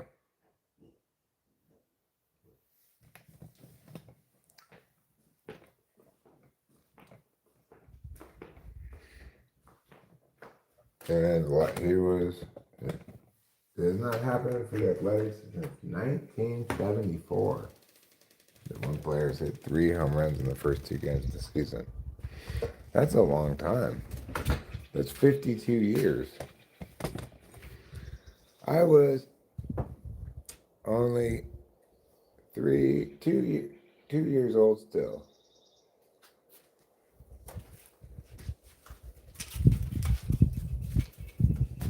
Go on. Go on. Get away. Don't come back. Just get away. Go on. Go on. All right.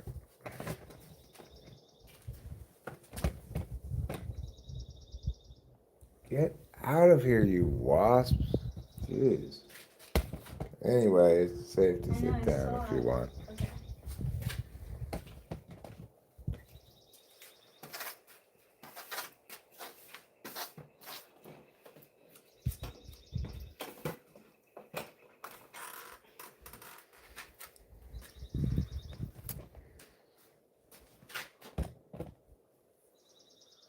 All right, so the Athletics have a lead we should be able to hold on to here. It's the bottom of the seventh now. The Blue Jays have 9 more outs to pick up 4 runs to tie. Plausible, I get that our pitching staff's not the best, but I'm gonna think we've got a very high percentage chance of winning this game.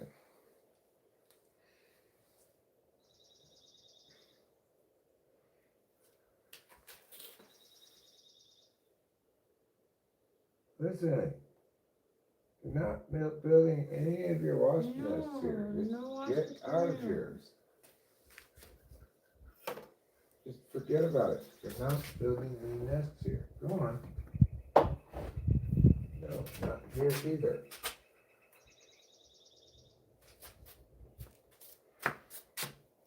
Those stubborn wasps.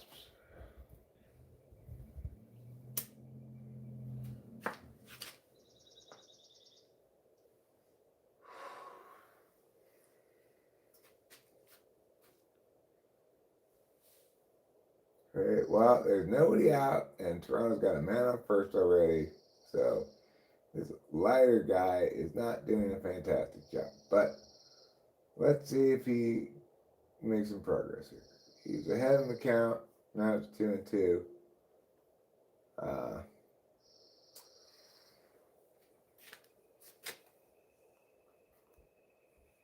he just needs to kind of pitch the contact. We get what outs we can. We don't need to strike everybody out or fuck around a whole bunch. That's too much contact. Man on first and second now. The last thing we need is for them to come back from 4 runs down. So Kate needs to pull lighter sooner rather than later. Maybe leave him for one more batter, but one more batter at most. Nope, Kate's coming out. Good job, Kate. I like the way Kate runs this team. I like the way that he tinkers with the lineup all the time. I like the way that he keeps good attitude in the clubhouse. Everybody seems positive. I like the way that, in this instance, he didn't leave that pitcher out there for too long. Sometimes I don't approve of the relief pitcher he puts in because we've got better and worse ones. But I get it. He's trying to use all the arms in his stuff at least some of the time. That makes some sense. But this year,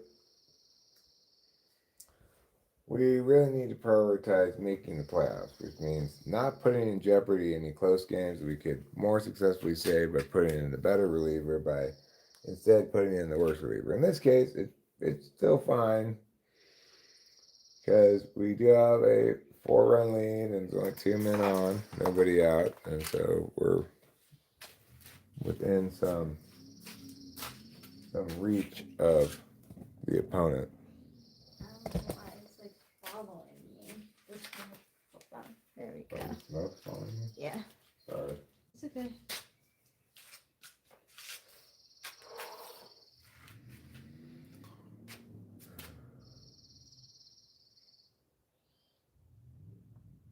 It's all right. We're going to hold on. We're going to win this game.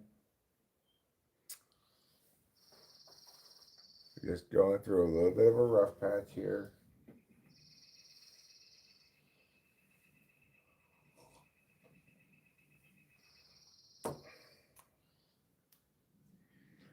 Wasp is back. Yeah. Well, I can't keep shooting it away constantly, so I'll just smoke this and then head inside. But also, one thing I'd like to do is do additional squirting down of the nests over there because they keep trying to build more. Horrible wasps.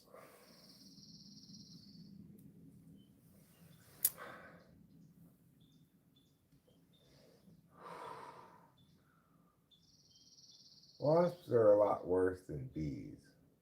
Mm-hmm. Bees are beneficial to plants and generally won't sting you, but if they do, it's not that bad. Wasp stings are much more painful. Looks like, who is that? Alvarado, huh? I don't remember this guy, but he looks familiar. I think we must have picked him up from some other team because I recognize his face. But he wasn't on our team last year.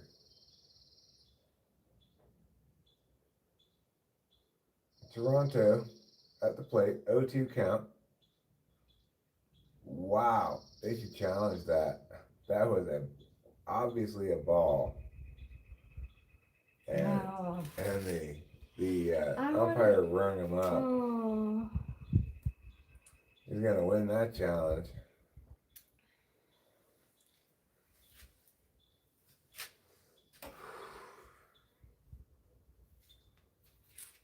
All right, that's fine. 1-2 is count. I'll be in a second. Okay. 1-2 is the count. 6-2 the score. Nobody out. Man on first and second. Swings through that pitch. Strike three. Alvarado gets the first out of the inning on a much needed strikeout.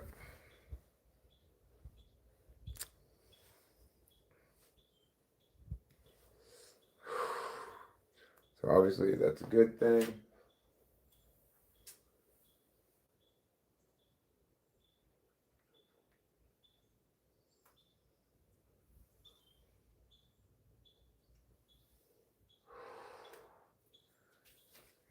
Looks like he's got excellent stuff, this Alvarado guy. This ball's got a lot of movement on it.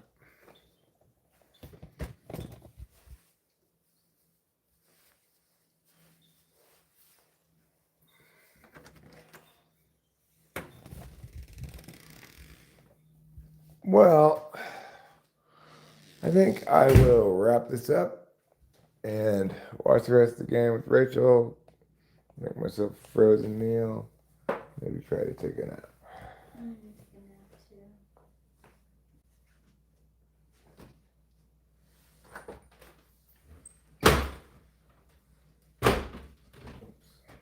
have to. Close those.